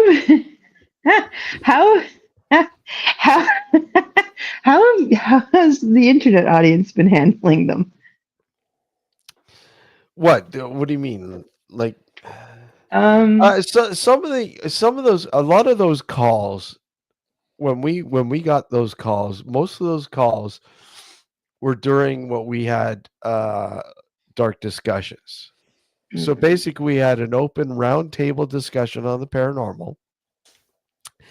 And when we used to broadcast between 11 p.m. and 1 a.m. in the morning. Yeah. And we had we had a dedicated line to the show. I mean, anyone could call into the show and, you had a question, ask your question, whatever. And they weren't all bad. I mean, there were some really, really great conversations. Well, that's how we met Justin. Yeah, Justin and a few other people. Yeah. Right? But yeah, there was always that bad apple that just, okay. Like, I'll be brutally honest. We had this girl call, and literally she's like, I wonder if you guys can help me out. I have a problem. And you know which one I'm getting at, right? I know what you're talking about. I like Ike, thanks. No, I No? got a problem. I've got a. This is good. Just say it. Well, it might be rated 18 here. We might get tongue. No, you could make it PG version. You can just make it 18, like not meant for kids. I have a haunted hoo-ha. A haunted hoo-ha. I have a little black leprechaun in my V. Yeah, stuck in my V, and I was hoping you'd be able to get it out.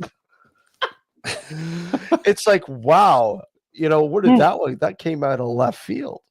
Yeah. It's not really left. It's sort of in the center, ain't it? So everyone has a hobby. Everyone has a bestie. I mean, she has both. Yeah, it's amazing. Yeah. It just makes you When wonder. when she rubs one out, she rubs something out too. No, how vivid. You had a visual, didn't you? There. Yeah, it's sort of like you know, like I said, magically delicious, right? Yeah. A lot of the callers that used to call in were just as paranormal as a lot of the topics that we covered. We're like paranoid, schizophrenic. Yeah. Yeah. Yeah, well, you know. I mean, even some of the guests that we had on were kind of okay, you know. Yeah. One that comes Yes, off is Ricky, you know, and then we had the paranormal twins. We were paranormal before paranormal was cool. Paranormal pandemic, paranormal realm, paranormal team, paranormal paralysis. Yeah. Paranormal investigators, paranormal unity, paranormal. Chris and I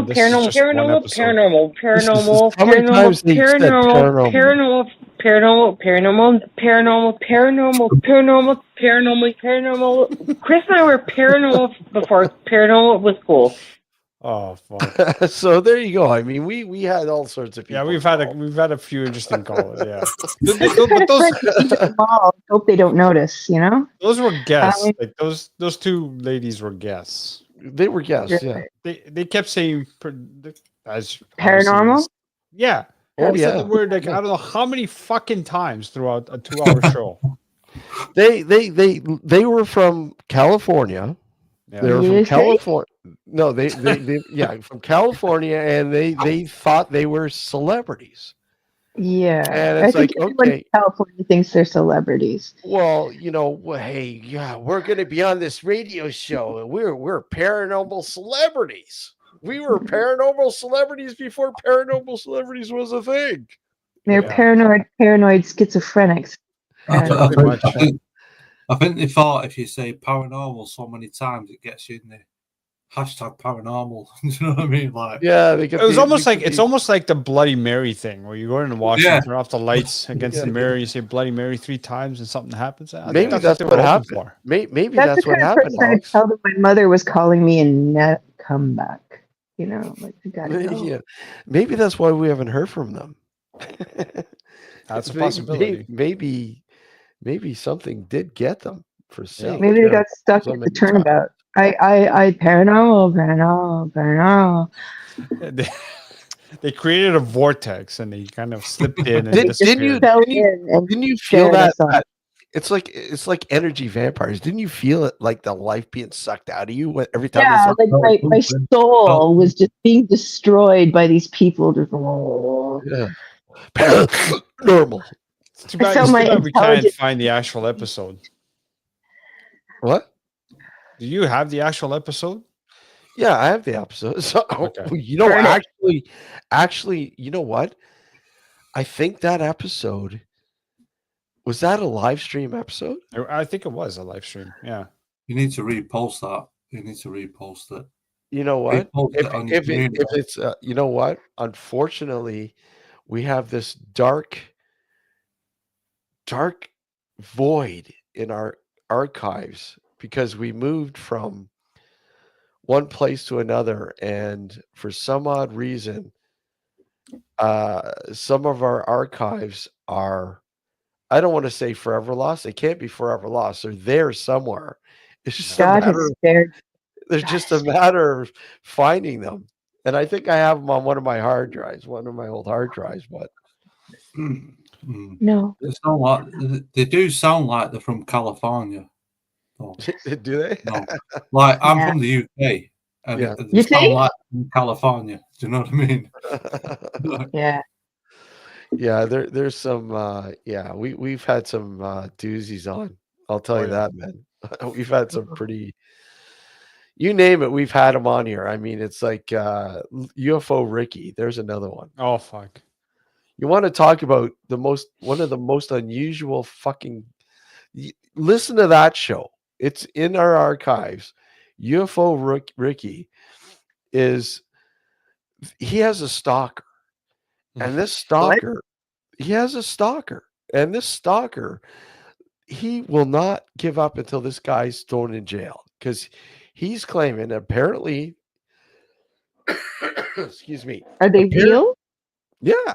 Apparently, this guy is known for, and I don't want to say it because then, but apparently, well, the guy was on he was on, what show was he on? He was on, Sightings. What show, Alex? There's sightings. I can't remember. Unsolved. No, he was on one of those daytime fucking shows. Jenny Jones. He was on Dr. Phil. Yeah. He was on Dr. Phil, because not UFO Ricky, but another guy, his stalker was on Dr. Phil because apparently the FBI was looking for UFO Ricky because of child trafficking. PDF. Or something like that. Okay. And I'm like, okay, this is really getting into a dark zone. Yeah, it just made me get. Just saying that just made me get my serious head on. Yeah, it's like when I had no idea, and then this guy came forward and started telling us all this shit. I thought he was just a nut fucking job, just as bad as. Are you sure his stalker isn't really a police officer or a federal agent or No, he's a prosecutor or something like that? He could be listening right now, but I'll tell you right now, it's like they have like a fucking like a magnet. When you say the name UFO Ricky, they magically appear. Yeah, I found that with YouTube. You say a name and they all of a they sudden appear. Yeah. I'm not kidding you, man. They appear. Mm-hmm. You may be a nut job. Yeah, exactly. Yeah. Not maybe. There's no maybe about it. Yeah. Listen to the show and you make the decision on your own. That's what I said. How about shit like this, Steve? You know how skeptical and bitter I can get about people like this. You can be as skeptical as you want. It's entertaining. I'm skeptical. I say that now, and I've experienced stuff, and I'm still skeptical about. You have to be. You have to be skeptical. Yeah. You would not be in your right mind. I'm skeptical about this man's character. Like, I'm like, what did you do, bitch? I don't trust you.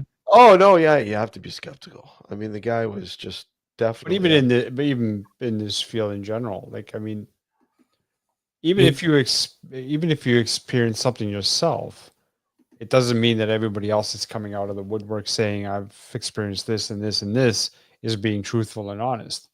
So you have to be. Again, like, what did you do to somebody who's a human being in real life? Like, what is the content of your character? I want to know. Yeah. Like, why are you on Dr. Phil? And what did you really do? And I don't believe you. I think you're a shifty motherfucker. What did you do? Come here. I want to talk to you close. More questions. It's got nothing to do with your line of work, does it, Rochelle? Absolutely, yes. No. She's a spy. She is a spy. Birds of a feather flock. I'm a lovely person. I love cats. Meow. But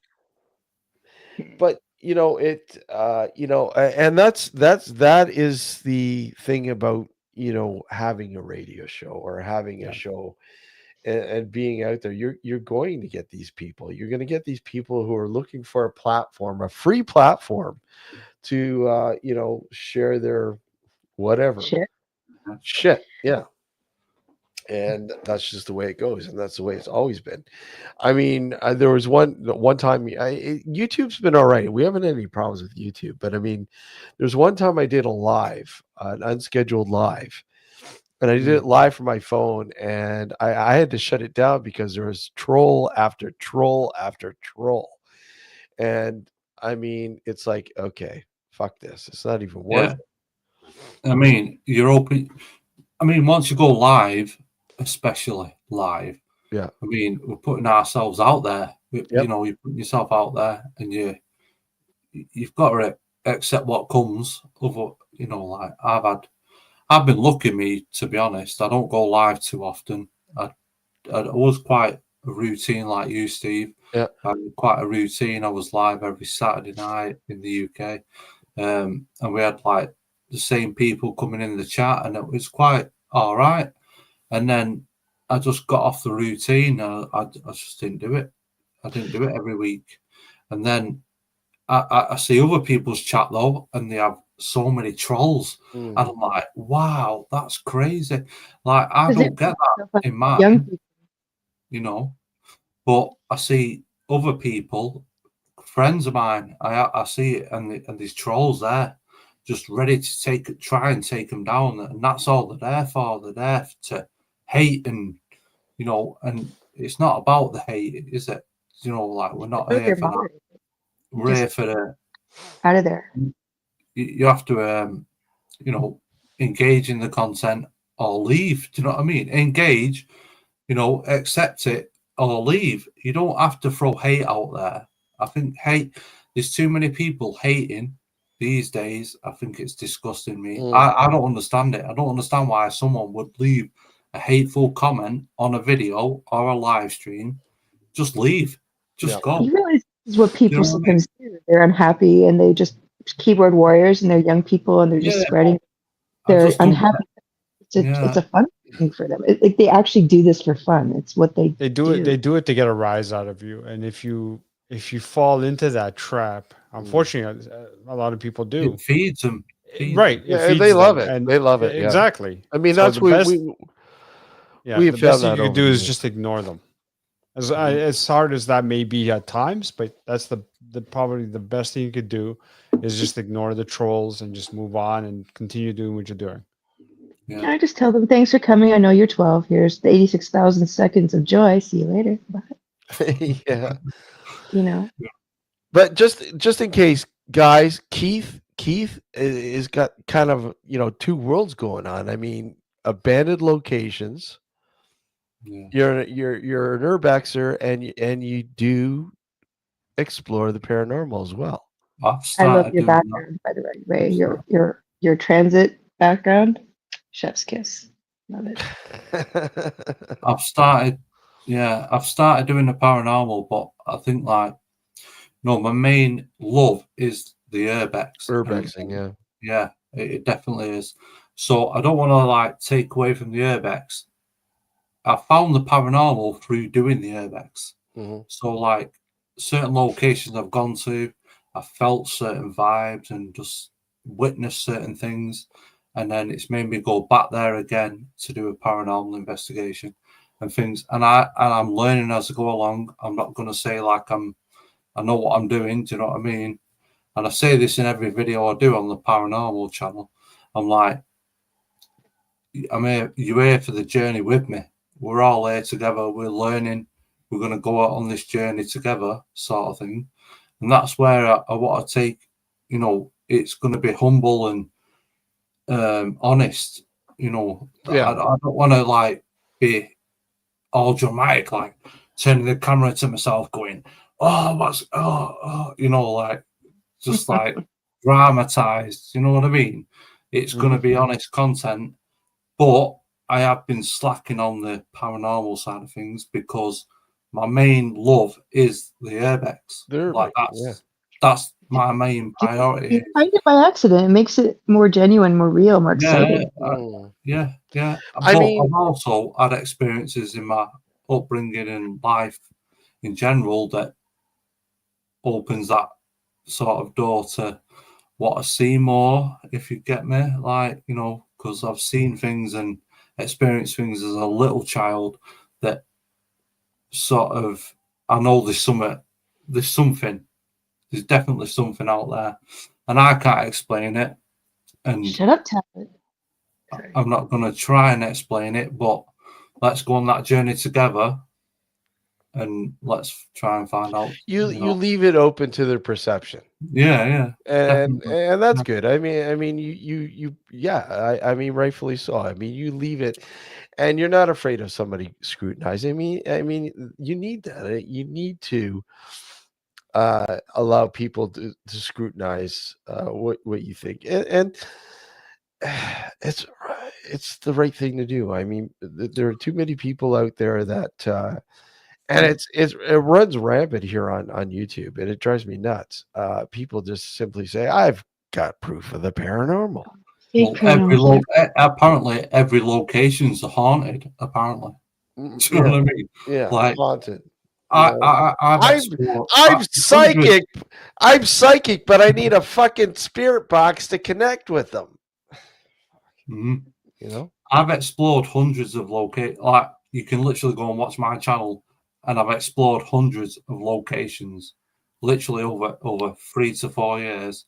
On my channel, there's hundreds of locations, and there's only a few where I'll say there's a certain vibe here or something, and I'll go back from my paranormal channel, and there's only certain ones, and it's a handful, literally. I've got 5 or 6. But it's part and You know what I mean? parcel. I mean, it's part and parcel. When we've had a lot of well-known urbexers on the show, and not just from the UK, but here in Canada and the US. And the question comes up because I mean, obviously, when you go into a lot of these abandoned locations, some of them, more well known than others, they have that sort of, okay, well, that place is spooky. It must be haunted. Yeah, but a lot of them dramatize it, don't they?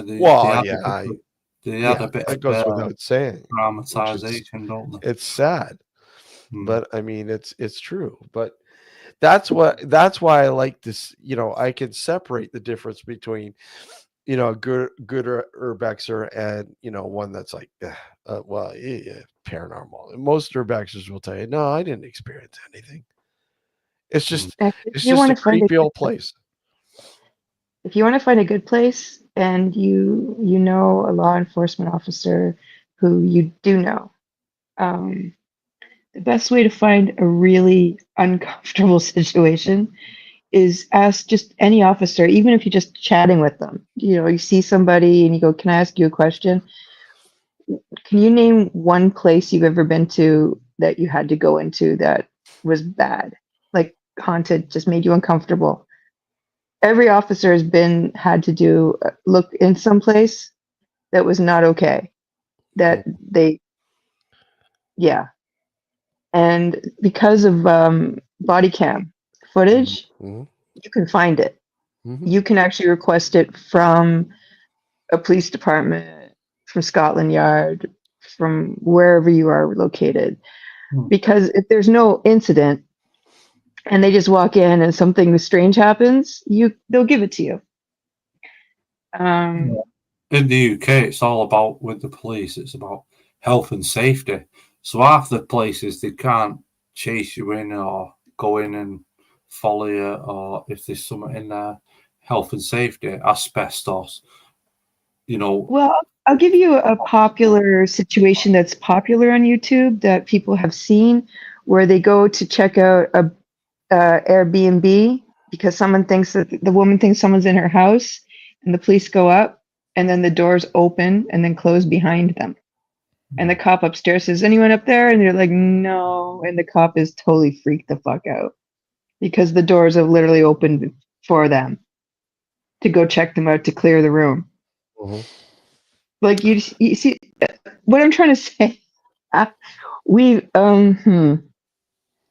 Without getting in trouble. Without getting in trouble. I think I've gone into houses where we've had to look and see if anyone is in there, and there's been everyone has had an incident where the house is not okay. Like where the lights come on in the basement and no one's in the house, and you can hear the fucking light flick up by itself. It's, yeah, you okay? Yeah, there's always one of those houses.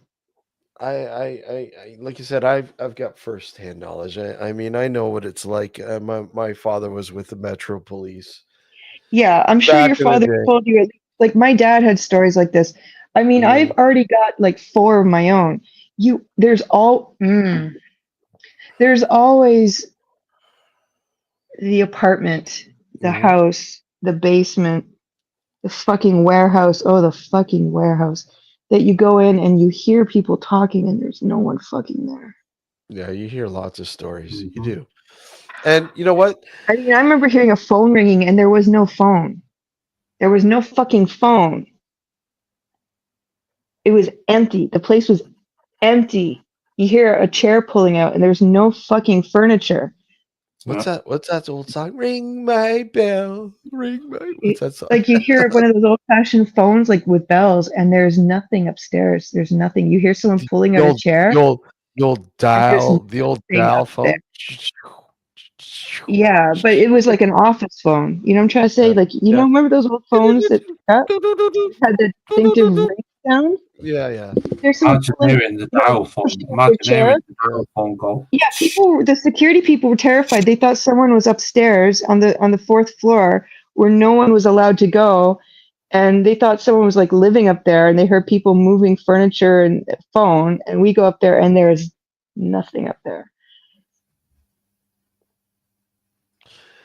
I'm saying 19 years in the army, and I mean, you could have the most hardcore person.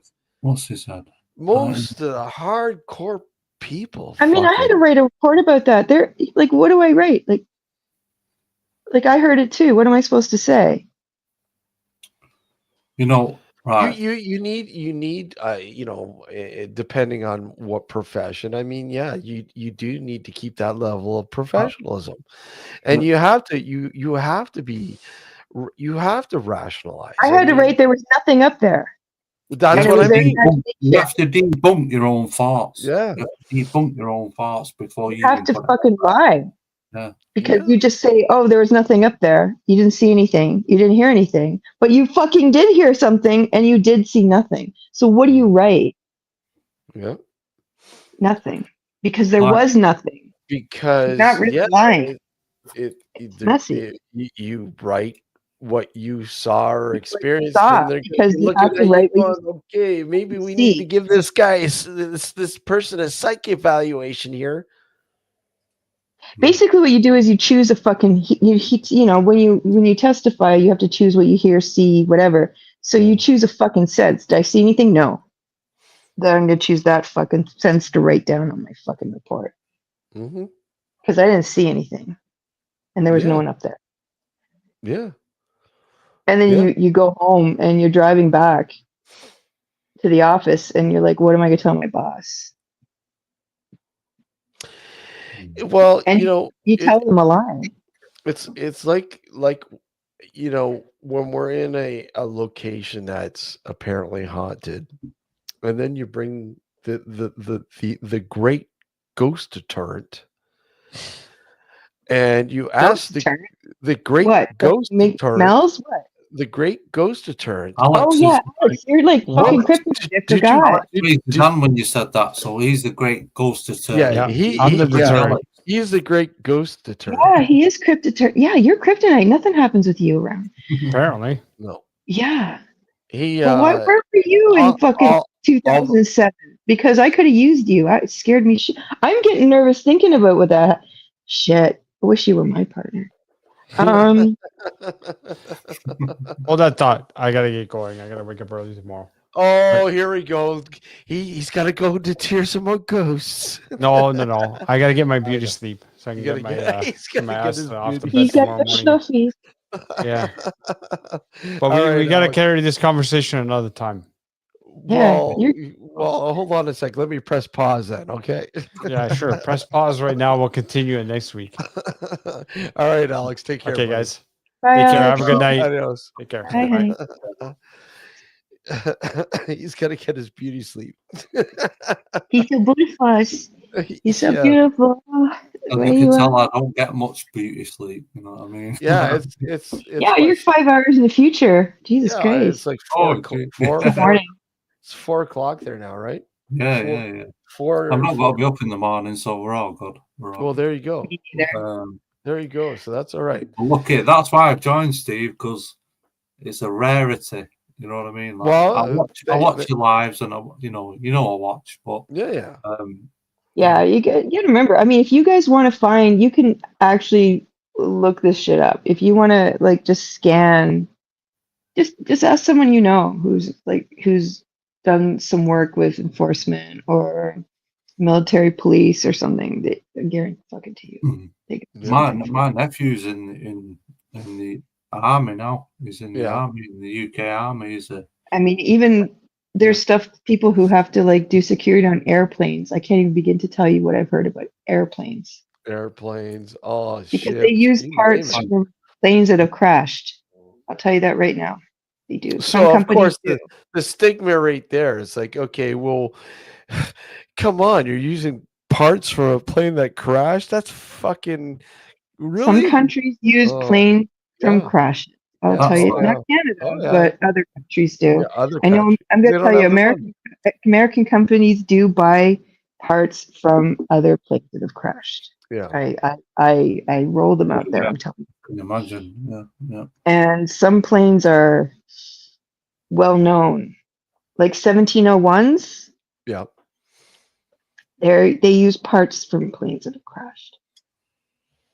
And I have friends who work in airports and like just load baggage and tell me things that are just fucked right up.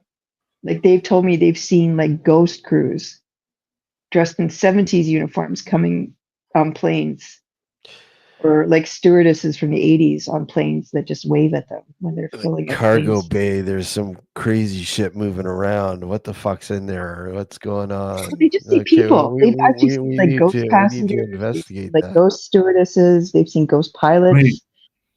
I went and explored the other day on Saturday.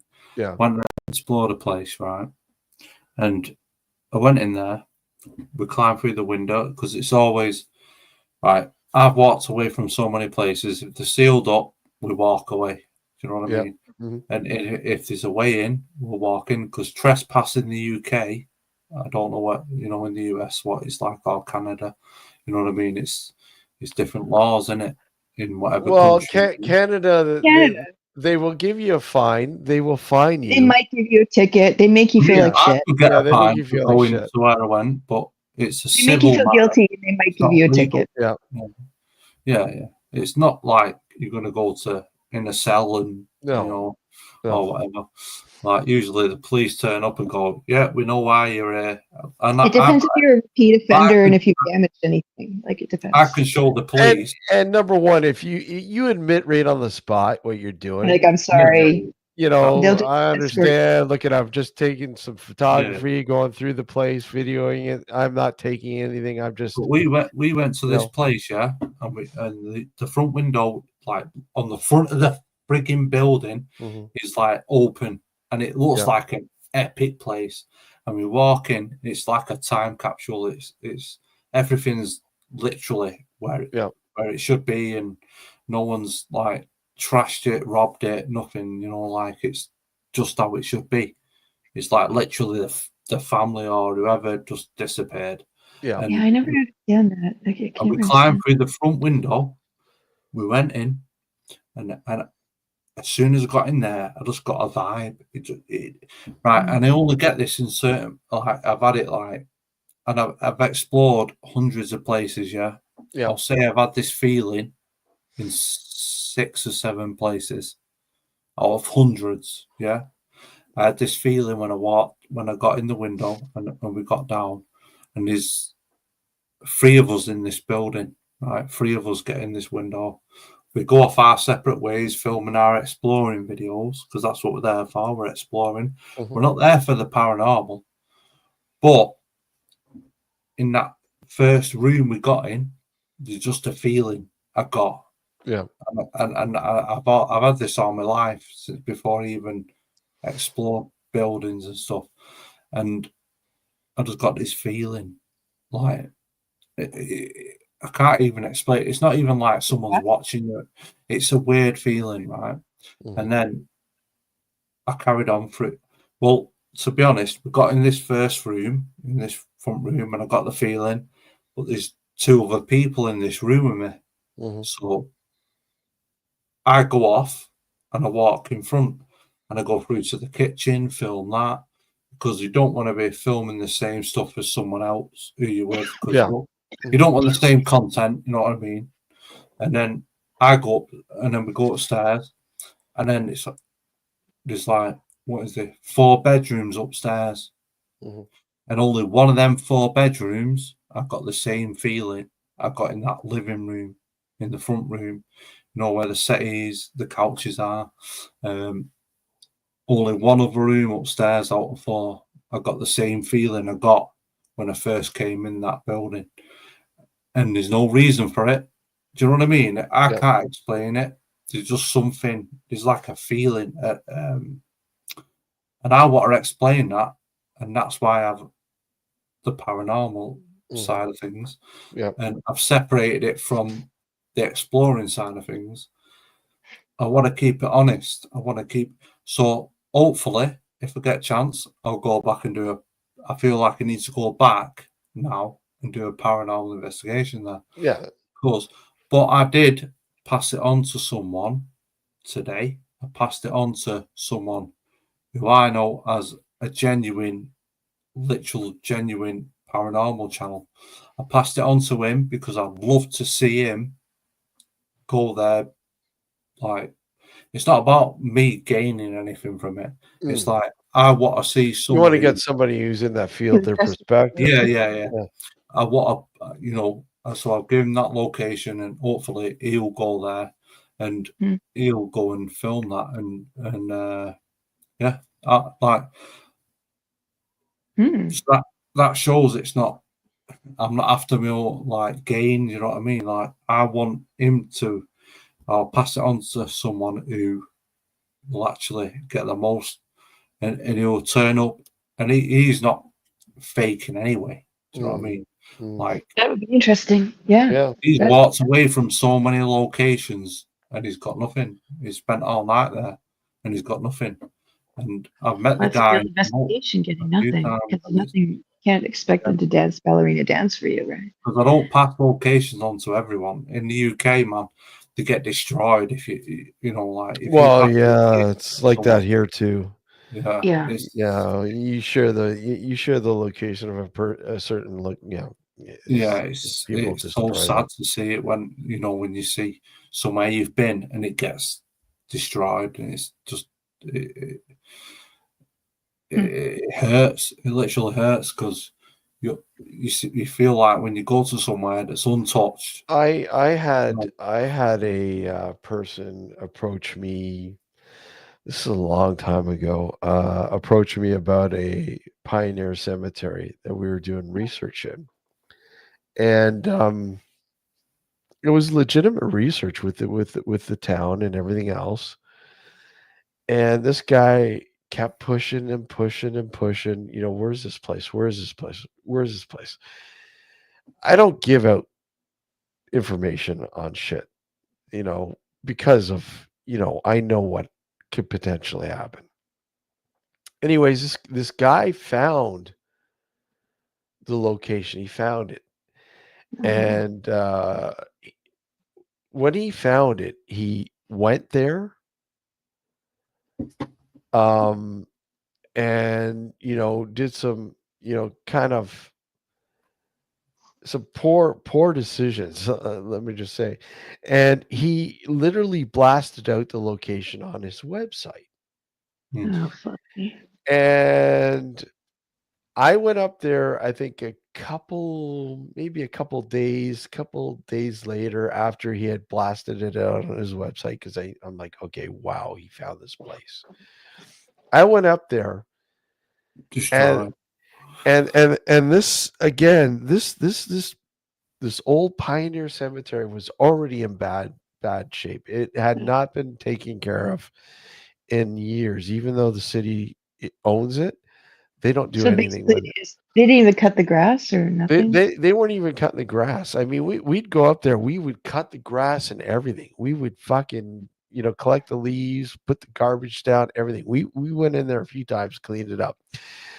But I went up there, and one of the main family stones that was still standing was knocked over, used as seating. There was candles everywhere, everywhere. One of the family plots, the iron rot fencing around it was destroyed. It was completely destroyed.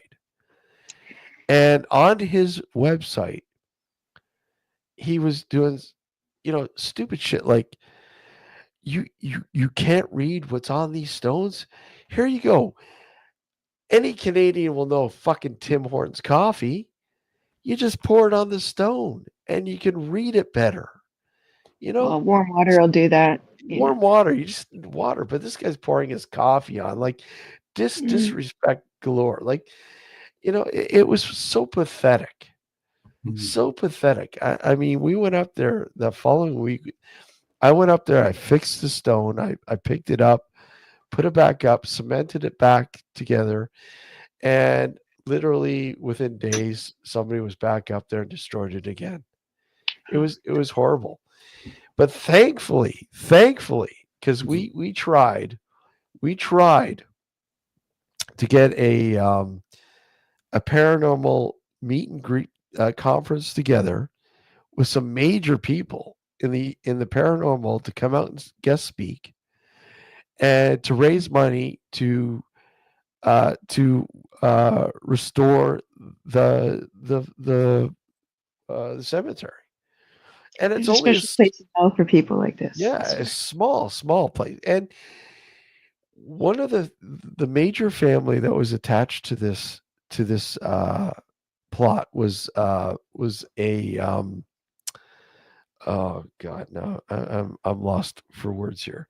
They were a oh my God, what's the group's name again? Oh my God, oh, it's driving me nuts. I can't even think of the group's name. But anyways, Loyalists. Sorry, United Loyalists of Ontario, Canada. Yeah. And Loyalists were, if anybody knows, were a part of the U.S. But this is during independence, and they were loyal to England, to the crown still. Yeah.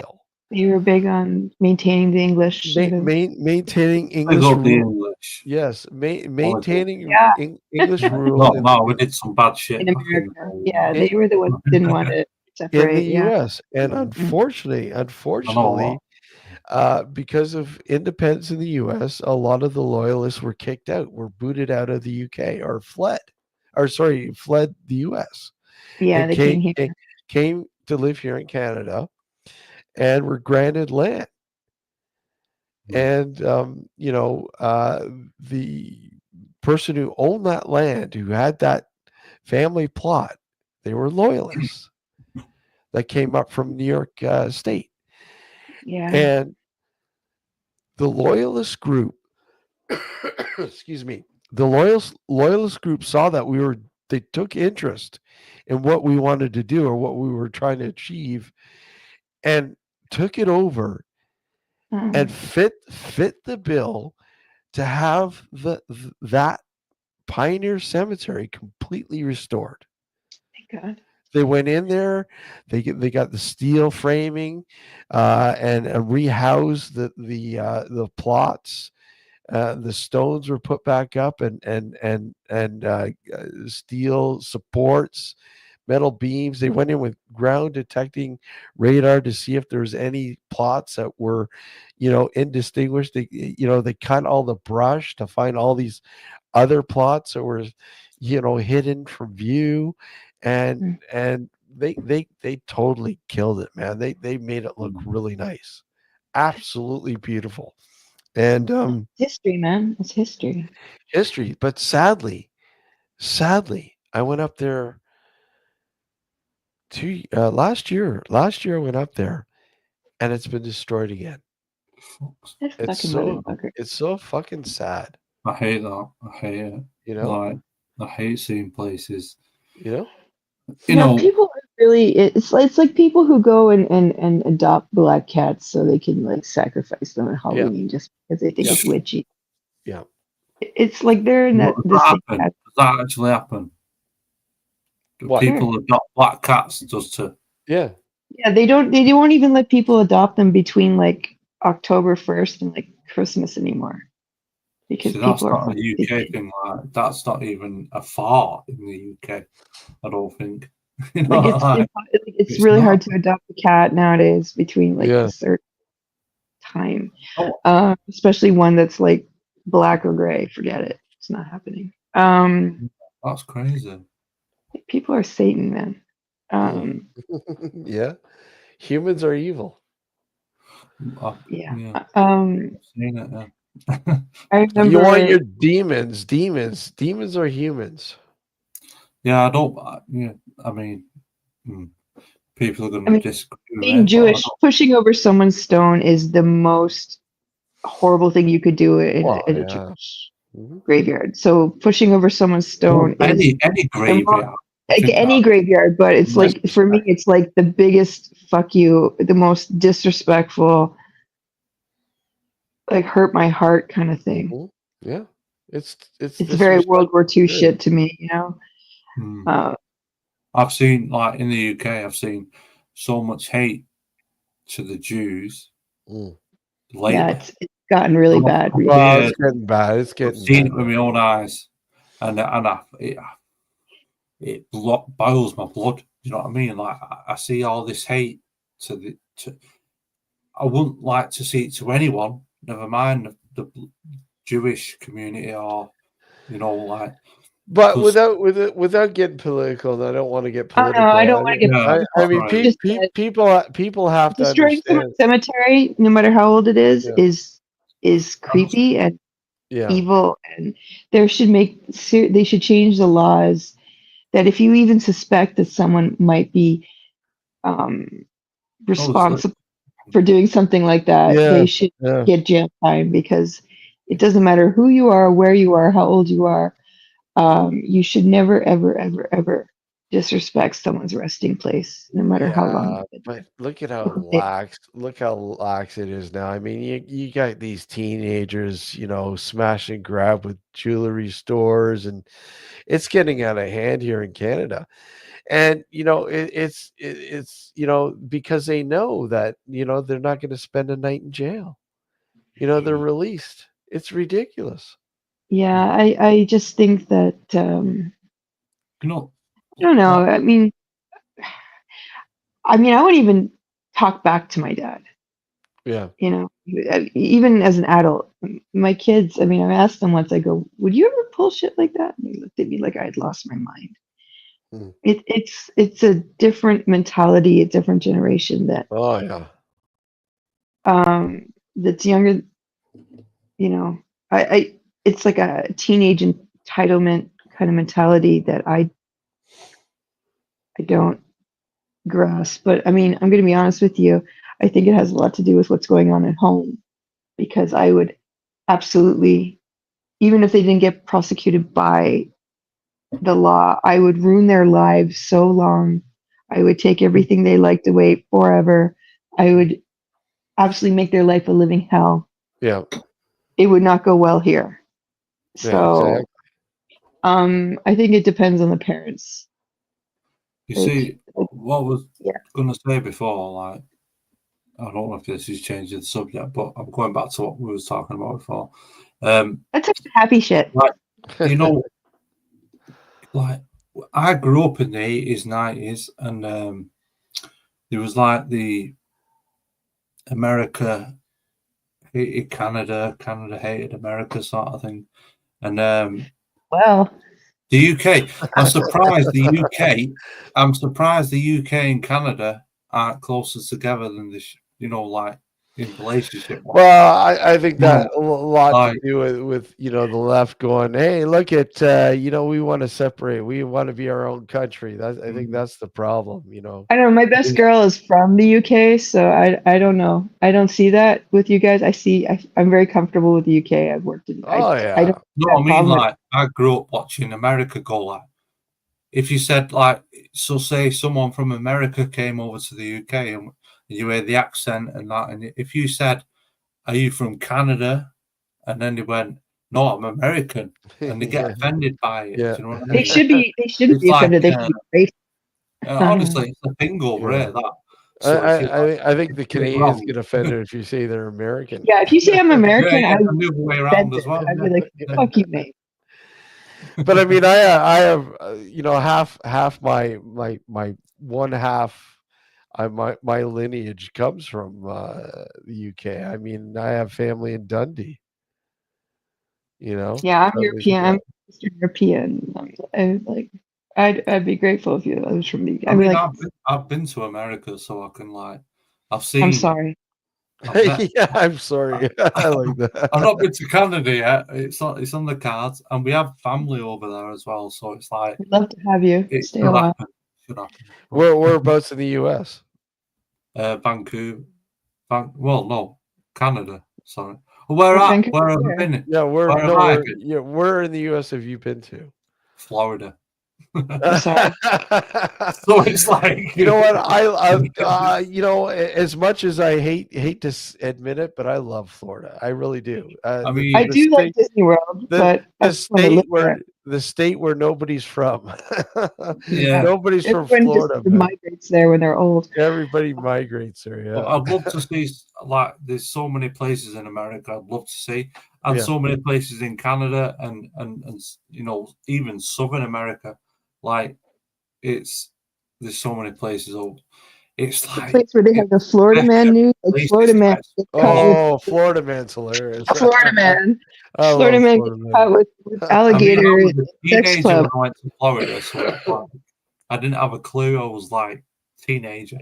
I was like, Florida people are really weird. I'm going to be honest with you. Like people who are actually from Florida are odd. You think? I got that vibe in a way. Hold on. I was like, they're so clueless about the universe. Weird stuff when I was there. Never met anyone.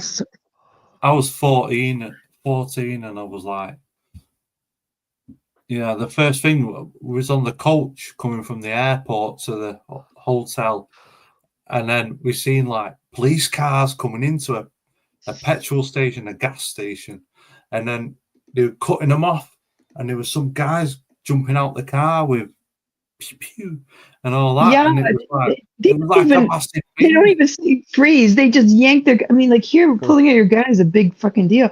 They're just yanking them out and rah. Like they just jump on each other. It is like a television show over there. They just don't. Here you go. Just a little glimpse of just what Florida's all about. He looks like he knows what he's doing.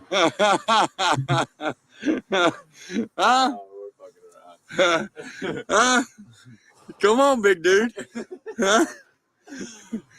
Don't put that damn cigarette up. He's smoking and the So why do you holding get so many fights, man? So tell me, what are the altercations about? Huh? Why do you get in so many fights? Why do I get in so many fights? I like it. I like it. I swear to God, I like it. And I'll tell you what, you might be a big dude, but right there is where my mama got killed at. And I tell you what, there ain't nobody bigger than me. You know what I'm saying? I'm a little small punk, and I tell you what, and I like to throw these motherfuckers right here. I love to throw these jokers right down, and there ain't nobody is gonna whip me. You know what I'm saying?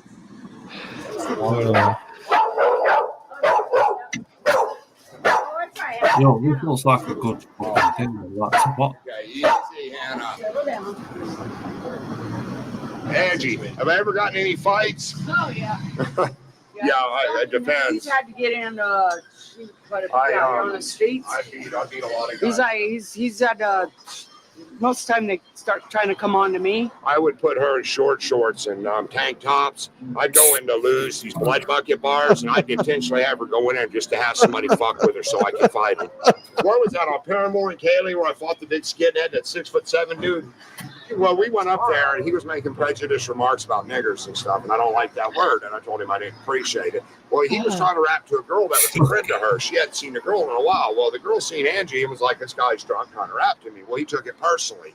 Well, he kept looking over at me, growling, and I was like, look, dude, I don't want no problems. She made me promise her that when we went to that part of town that I would not get in a fight. Every time I went down there, I'd get into a fight. And I promised her I would not get into a fight. And anyway, I had the brass knuckles. I slid them out, and I said, look, I'm going to leave. And he looked down at me. He goes, you ain't going nowhere, motherfucker, like that. And I just hit him with the brass knuckles. As soon as I hit him, man, he dropped. I cut his eye from here to here. It fell down like that. He fell backwards and hit a yellow parking pole. He put 40 staples in the back of his head, 26 across his eye. They had to reconstruct his eye socket and put his eyeball back in. Then I broke both of his jaws on top of it. There was another guy? Did you go to jail?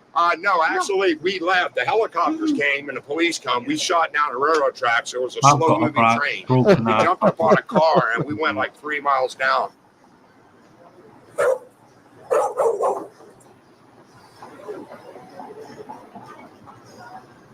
For myself, man. No, I like all I mean, I got my son's fiance living on the beach with me now. I run my own business. With twice decorated Vietnam veteran, get a fat fucking pension for being a piece of shit. Thank you all very much, you know. All you great Americans out there that back my shit up. But now that I'm retired, got it going on like Donkey fucking Kong, you know. I choose to live on the white sand beaches of South Florida, man. Because there ain't no better place in the world to live than right here, dude. We got it all, man. When you on the beach, man, I'll tell you what. You got. It's not something. It should be a 2-drink minimum anywhere you walk in. What? At least. Because you're going to get at least that much of a show as soon as you go through the door. Not to try and brag on myself, but I'm kind of in retirement right now, but I've nailed at least half the women in town. They're all pretty good girls. Can't live with them, can't live without them. God love them, man. You can't fucking kill them. But I love them all, each and every one. I hate to see them women. There we go. But there you go, man. I mean, that's what's that show? What series is that? It's called Florida Man. It's a documentary. It hurts my brain. Cool, man. Literally, if you want to know what Florida is like, that documentary shows you what the people of Florida are like. Guaranteed. Classic. I mean, I've been going down to Florida, God, for years, and mostly on the Gulf side. But I'll tell you, man, I've been all over Florida, and that's exactly it.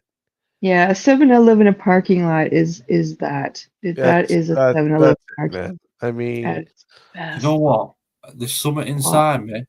I actually want to see that shit with my own eyes. Yeah. Like, there's something that's like I want to explore. Like, I'm an explorer. I want to explore the world, man. Like, and I want to see the real stuff. Yep. Whether I film it or not, I want to see it.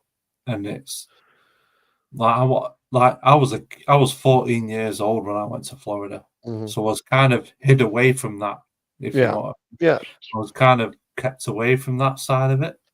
You probably went to the touristy areas, right? Like Orlando, Orlando, yeah. But you know Orlando's boring as fuck. But Orlando is pretty deadly now, man. I mean, you got to watch yourself in some parts of Orlando. It's like the trailer parks around the touristy. I wanted to wander off and go to Miami. I was like, I need to go to Miami. I want to go there. Yeah. Like, that was in my head as a kid. I was like, Miami is where. There's bars on every window. Yeah. But they stopped me doing it. My foster parents stopped me doing it. They was like, nope. Yeah, because they loved you. Yeah. Yeah. Well, yeah. That's come out, but they might have loved me. Yeah, but I think they did love you because they didn't let you go. If they didn't care, they would have just let you wander away. But I was going to a gas station at 2 a.m. with my sister and buying cigarettes. Do you know what I mean? Buying cigarettes is one thing. Wandering off to fucking Miami by yourself is another. Yeah, I could have done it if I wanted to. Yeah. Um, Like I said, I've been through God so much in Florida, and you have a love-hate relationship with Florida. Yeah, it's pretty. There's nice stuff there, but you don't want to live there because it's Yeah, you don't want to live there. I mean, it's a nice place to visit, depending on where you go, and you know what you're doing. But I I'd love mean, to explore it as an adult. Like I've been there as 14 years old and restricted to what I can do. oh And yeah, then exploring it would be great. I mean, there's lots of great places. to do it as an adult with free, you've got the free range of what you want to do. Yep. Do you know what I mean? It's your own But limits. So I'd if love you to have do like money and you're hitting the resorts and you're doing the vacay shit and you're doing the Universal, I want to see Star Wars shit, you're gonna have a great time. Go to But the if you want, Everglades. Now that go to the Everglades. Go to the I'd love Everglades. to do that as there's well. stuff to do there. But I What? mean, like if you're doing the touristy shit, you're fine. If you want to drop your ass and live with the homeless on the beach, it's a whole different You animal. know what? I hated fucking Orlando. I hate the Yeah, I tourist didn't shit. like. I hate it. I couldn't Yeah. stay. I hate I it. didn't like the tourist trap side of things. Yeah, I No, didn't like. I love going to places like Caddies on the beach in Madero Beach and John's Pass. It was destroyed unfortunately with this last hurricane that you had. But I mean, to me the Gulf Coast is great. I love the Gulf Coast. The Gulf Coast to me is the more sane sort of part of Florida. I think that's the more free part. The artistic community of the Soho of Florida is really nice. Like Yeah, I mean, you got a lot of gated boho communities. shit is nice. Yeah, I mean, you got Dunedin, you got Tarpon Springs is beautiful. You love Greek food. Go to Tarpon Springs. Up around there, it's just absolutely beautiful up and down the coast. When you go to the Atlantic side, it's so worn and torn, except for if you go to, like, say, St. Augustine's beautiful. I love St. Augustine. But would you say the one and torn? Like, would you say that through tourism? It's been it's been through the ringer, man. I mean, Yeah, there's really crime nothing and around. immigration. It's been through the ringer. I mean, Miami, Daytona Beach, all that shit's been fucking. It's done. It's not done what to it death. was. Like if it's not paved over, it's got like a whole bunch of like millions of little restaurants and it's like all stripped over with Yeah. strip restaurants and like t-shirt shops and all sorts of You shit. go from, St. Augustine's a great little place. I would highly suggest if you want, because they got the fort there. That fort is like hundreds of years old. A beautiful fucking place. And the town, like the actual town of St. Augustine is still cobblestone. It's still Spanish. It's still Yeah, great. there's small town life is really nice if you want to Yeah. like actually experience Florida as a beautiful. nice place. Hit their And small then town. from there, you check out Cape Canaveral, which is pretty neat. That's a neat little place. And then Yeah. you skip over and then you go into the Keys. The Keys Yeah, are you gotta nice. do the Keys. The Keys are fun. The Keys I mean, are you could nice. have fun there and do touristy shit, but still see nice stuff. Like, Yeah, I'm not into the touristy stuff. I try. no, I mean, and, like, there's nature and stuff to do. Like, there's nature shit. Like, Keys has some great places, man. like, like I'm supposed to be coral going reefs Egypt. I'm supposed to be going Egypt this year. Oh, Egypt. oh fuck. Egypt Dude, is like from when I was 5 years old. I've wanted to go to. I'm 40 now, so 5 years old. I've wanted to go to Egypt. That's like the number one. Like, but I don't want to go on these. I don't want a tourist guide. Yeah. Nope. No. I want to see it for myself. I want to like. You do need to go to the museums though, because that's where all the pharaohs are, and you really need to see that. Yeah. Well, dude, You your Turkey trip, man. The one you shared, that was fucking cool, man. That was Yeah, in epic. Turkey. Did you do Istanbul, or did you, like when you were in Turkey? No. Did you like where did you go to the No. castle or? No, we went to somewhere else. It was like it's sort of the biggest so where most of the UK people go. It's not Istanbul. You know what I mean? But we went off. We took a Jeep ride and went off the beaten track. You know, from away from the tourist in a way, and you know and I had the kids with me, so I had my kids with me, and you know, my youngest was 7 years old, and you know, the oldest is 16 at the time, and it was like, you know, and they loved it. That was on the back of a Jeep, holding on for your life. If you don't hold on, you're gonna fall off and you're gonna get left behind, sort of thing. It was my husband's Middle Eastern. great. He would see the stuff that no one else gets to see because he speaks the language. So like, but we was coming across Roman ruins from Roman times, you know, like stuff you won't get to see on the tourist sort of trail. Like, they're not going to show you this stuff.